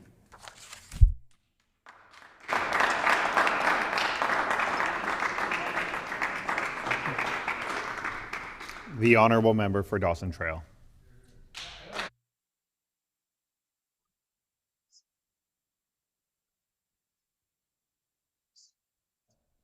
Sorry, we can't hear you, member from Dawson Trail. Apologies, can you hear me now? Yes, we can. The honourable member for Dawson Trail. My apologies. Sometimes I forget that the mic needs to be down, not up. Honourable Deputy Speaker, I'm proud to stand here today to speak in support of Bill 47, the Fair Trade in Canada Internal Trade Mutual Recognition Act, and amendments to the Commemoration of Days, Weeks, and Months Act by Manitoba, by Canada, by Canadian Day. I'm proud to speak to this in spite of the First Minister constantly trying to silence us members elected in Manitoba. I will share my comments, and if the First Minister was really concerned about this, perhaps this bill would have been submitted on time to the House, and the House Leader would have had it ready for this particular debate. This bill is a step forward for our province, for our economy, and for the hardworking people I represent in Dawson Trail and across Manitoba. This is about unlocking opportunities for local businesses, workers, and communities to grow and succeed, not just here at home, but across our country. We need to break down the barriers holding Manitoba back. We can start this by putting partisan politics aside. Let's be honest, these trade barriers between provinces just don't make sense anymore. We're all Canadians, so why is it so hard for a business in St. Anne to sell to someone in Saskatchewan? Why is it complicated for a qualified electrician from Nova Scotia to work here in Manitoba? And if your product is safe and approved in Alberta, why does it need to be tested here again? It's outdated, it's frustrating, and it's costly. It costs people real money, time, and opportunity. This bill helps move us towards common sense. It sets up a mutual recognition framework so that if another province has similar standards and rules, we can say, you know what? We trust your process and we'll honor it here. That's fair, that's smart, and that is long overdue. This bill is built on cooperation, not on competition. Once again, it's unfortunate that the NDP have made this a partisan issue. It isn't about giving away control. It's about building trust across the country. This legislation is based on a simple idea. When another province or territory has comparable standards, we'll recognize their goods and services. It keeps protections in place for things like regulated professions and crown corporations, but it still opens the door to meaningful trade partnership. This bill doesn't throw open the gates recklessly. It builds bridges together thoughtfully. Buy Manitoba, Buy Canadian Day is more than just symbolic. Now I want to talk for a minute about the Buy Manitoba, Buy Canadian Day piece of this bill. Some folks had said, why bother with a special day? It's just symbolic. But let me tell you, symbols matter. We got incredible businesses right here in Dawson Trail and across Manitoba. Farmers, fruit producers, marketers, markers, tradespeople, folks who take pride in what they do, and they deserve to be recognized and celebrated. Declaring June 1st as Buy Manitoba, Buy Canadian Day is about reminding people where their money goes when they shop local.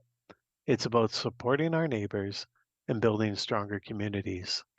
And it's something I know my constituents will get behind because they already believe in it. This bill builds on what other provinces are already doing.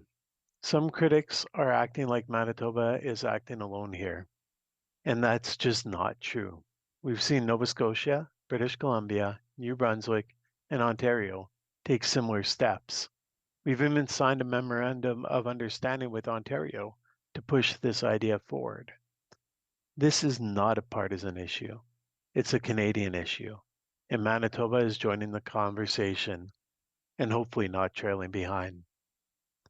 In fact, with Bill 47, we're positioning ourselves as a province that leads with purpose and integrity, a province that collaborates instead of competes, Our previous PC team saw the value in this, as my other colleagues, the member for Steinbach and the member for Springfield Reachot, have already mentioned in their speeches. The foresight of our previous team had on this was exactly the kind of approach we need in today's uncertain global economy, where we're facing US and Chinese tariffs, rising costs, and supply chain issues. Let's stop making it harder on ourselves within our own country. With that said, it's unfortunate once again that the NDP did not pass this when they had the opportunity to do so when the member for Midland brought this forward. And then, in their realization that they made a mistake, tried to bring their own copycat bill at the 11th hour and expect it to pass. Let's talk for a minute about labor mobility. There's definitely more to do, but this is a start. Conversations have come up about labor mobility, and this bill doesn't go far enough to allow professionals to move more easily between provinces. And to do that, I say there's more work to do, but this is just one small step. You can't overhaul decades of red tape in one bill. When we talk about red tape, it reminds me of the last time the NDP held office and how red tape was the theme and the mantra of their day. Hopefully they have learned from the past and they are not destined to repeat it. They now have an opportunity to set a new tone. They can create a framework that is flexible, that opens doors, and leads to more cooperation between provinces on labor standards and credential recognition. I believe in getting things done one step at a time, and the bill brought forward by the member for Midland would have been a solid first step. My constituents in Dawson Trail want progress, not politics. Back in Dawson Trail, people care about whether something helps them and their families. Does this bill make it easier for local businesses to grow? Yes. Some of the businesses I can think of in Dawson Trail that could benefit are the many farmers, from the egg farmers, dairy farmers, hog farmers, broiler chicken farmers, sheep farmers, goat farmers, Arctic char farmers, beef farmers, bison farmers, and grain farmers, to name a few. Others that can benefit from Bill 47 are our local restaurants, such as the Lorette Bar, Dawson Trail Motor Inn, Chicken Chef, Nine and Dine Clubhouse, and Brian's Drive-In. Other businesses in Lorette that potentially benefit from Bill 47, the Fair Trade in Canada International Trade Mutual Recognition Act, and amendments to the Commemoration of Days, Weeks, and Months Act are LCP Bookkeeping, 99 Marketing Pro, Fox Fabrication, Building Products and Concrete Supply, Lorette Home Hardware, Kiwi Construction, and Maintenance Incorporated, Aranaz Building Solutions, Peg You Guys Creative, Lorette Golf Course, CNC Garden Center, Lorette River Ridge. A few others that potentially will benefit from Bill 47 are Marquee Builder, Storage Bros, the Clearview Co-op Lorette C-Store, and in the past, I've talked about the value of co-ops in all the small towns and their communities. Others are the Village Insurance Brokers, Valkyrie Construction, Harper Electric, Nathan Reimer Custom Homes, Ready Set Welding, Lorette Towing, Roley Septic Service Limited, and to anyone who lives in rural Manitoba, they understand the importance of the service they offer. Accurate Excavating, Charlene Bookkeeping, Haynes Building Maintenance and Janitorial, Davies Branding. As I go through the list of businesses that Bill 47 may impact, I want members in the chamber to realize that this is just one of the communities I represent, and there are other communities with equally impressive numbers of small and large businesses. Carry on with my list, just in Lorette, Macro Homes Incorporated, Willett Property Care, McGuire Bookkeeping Solutions, Seine River Properties, Centennial Gravel and Excavating, DG Homes and Renovations Incorporated. And just before I get into other businesses, I want to step back and talk about how a bill like Bill 47 helps with the local economy. And I'm thinking about Centennial Gravel and Excavating. I've been to many a graduation where Centennial Gravel and Excavating actually provides scholarships to kids within the community that are graduating. And it's just great to see how businesses will give back. And they're just one example of the many that do. TCJ Insulation is another one that would benefit from Bill 47. Guardian Advanced Solutions, Dawson Trail Country Store, Distinct Exteriors, Dawson Service Center Limited. And these are just some of the 86 plus businesses that Bill 47 can have an effect on. And that's just in Lorette, Manitoba. Shifting over to Landmark MB, where there are 50 plus businesses alone that would also benefit from Bill 43. Over in St. Anne, we find another 90 plus businesses. Would a bill like 47, and I'm not forgetting about communities like Enola and Richer and those, I'm just highlighting some of the bigger ones at this moment. Does it open opportunities for Manitoba to make goods, to get into new markets? Yes, a bill like this does. Does it promote buying local and supporting Canadian jobs? Absolutely it will. We can always make it better, but let's not stand still. Mr. Deputy Speaker, I'll be the first to say no bill is perfect.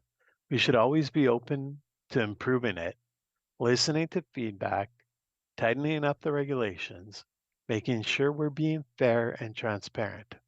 But let's not let perfect be the enemy of progress. If we wait for a bill that pleases everyone 100%, we will be waiting forever.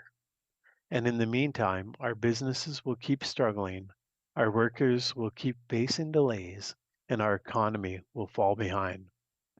Let's celebrate Bill 47 by Manitoba by Canadian Day. Let's keep building partnerships with other provinces, and let's come back with more reforms down the road to strengthen credential recognition and open doors. When we think about all the things that this bill is going to help, I can also think of like the colonies that are in this riding. I've got colonies that, definitely contribute to the Manitoba economy. And I can think of Springfield Colony and some of the great things that they've done, especially in their manufacturing of cabinets. And a bill like Bill 47 not only gives them further opportunity to grow, but it also allows them when they're buying machinery from Germany. I was there touring and I saw their great CNC machine. Unfortunately, they were still setting it up, but I haven't had the opportunity to see it in action yet. But they were quite proud of the fact that this machinery came from Germany and that they were going to be operating it here in Manitoba. I know that they are very, very proud of their business and would hate to see interprovincial trade become a barrier to the things that they need, as well as global trade, because again, they're contributing to the Manitoba economy.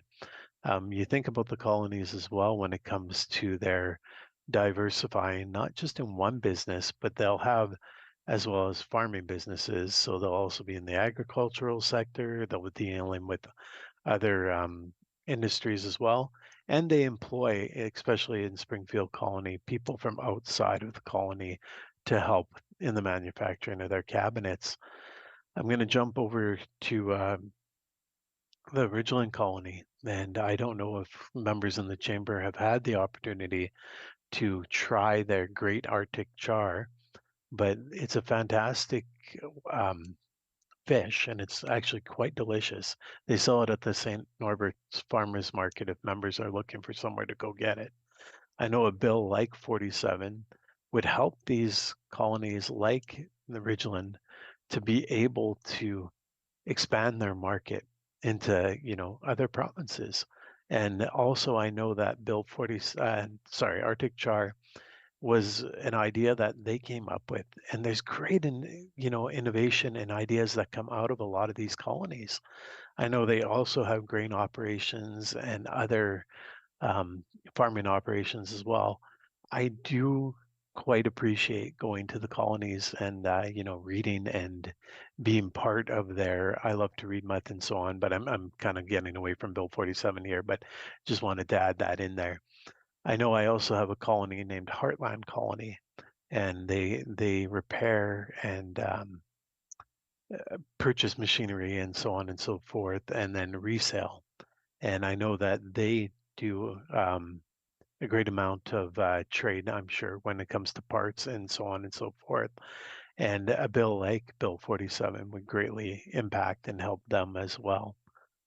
I'm going to move over now to businesses in Enola, and I know I said it's a smaller market, but at the same time, I can think of the Chinese food place there, and again, I've mentioned this in speeches in the past how it's great to see. There tends to be one in each small community, each small rural community. And I can personally say that even for dinner tonight, I'm ordering from the one in St. Anne. So I know, again, let's get back to Bill 47, the Fair Trade and Canadian, Free Trade in Canada, Internal Trade and Mutual Recognition Act, and amendments to the Commemoration of Days, Weeks and Months Act by Manitoba by Canada Day.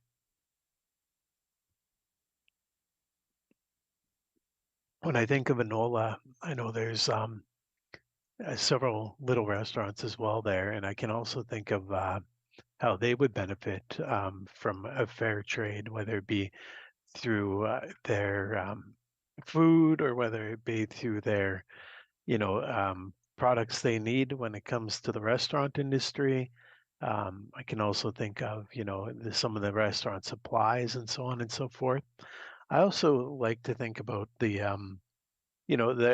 a school there and there's a daycare and there's all these things in these vibrant little communities and how each of these small businesses contributes to that economy and to that community. I can also think about St. Anne, just jumping back, and I know I'm well aware of the great many businesses, and it's always dangerous when you start to mention names because you tend to forget some of them. But Bill 47 would not only help these businesses in this community, but it also would help things like the hospital, the local hospital, when it comes to equipment. And that some of the recruiting, I'm sure, would be beneficial if we could lose some of the credentials that are not recognized and that are very similar from other jurisdictions. I know that this hospital in particular does a great deal of work in trying to take some of the pressure off of other hospitals and definitely is looking for regional designation in order to get better funding. And I know with the helipad and all that, it's been the community that's gotten behind and built these things. When we think about Bill 47 and other areas it could help, I think of the villa here in the community and how they are an ecosystem in of themselves. I mean, you've got on one side, you've got the PCH, which I'm sure would also benefit from free trade across Canada. You also, or fair trade, sorry, not necessarily free trade. Then you've also got within that villa, you've got the restaurant, or not restaurant, but food services, and the amount of people they employ from the surrounding communities and how they also would benefit from fair trade when it comes to their products that they require, whether to feed the residents and or, prepare that food for the residents. I know that Villa also has a independent living area. So if your loved one is in one section over in the PCH, you can still live independently within the same structure. And it's just really a fantastic place. And it also is offering French language services, which are desperately needed in this area. So as we think about fair trade, we can also think about some of the little local markets, the farmers markets and so on and so forth. And they really are a good example of an economy within an economy. I mean, they contribute by renting their booths, and the products that they need would greatly I guess, reduce some of the burdens and costs if we could get more fair trade across um, from one jurisdiction to another. I'm also thinking about I mentioned earlier in my speech about the farmers in the area, and I know there's farmers such as goat farmers, and I'm specifically going to bring that one up. Order. The next time this matter is before the House, the honourable member will have 9 minutes remaining, the time being 5 p.m. The House is adjourned and stands adjourned until 1:30 p.m. on Monday.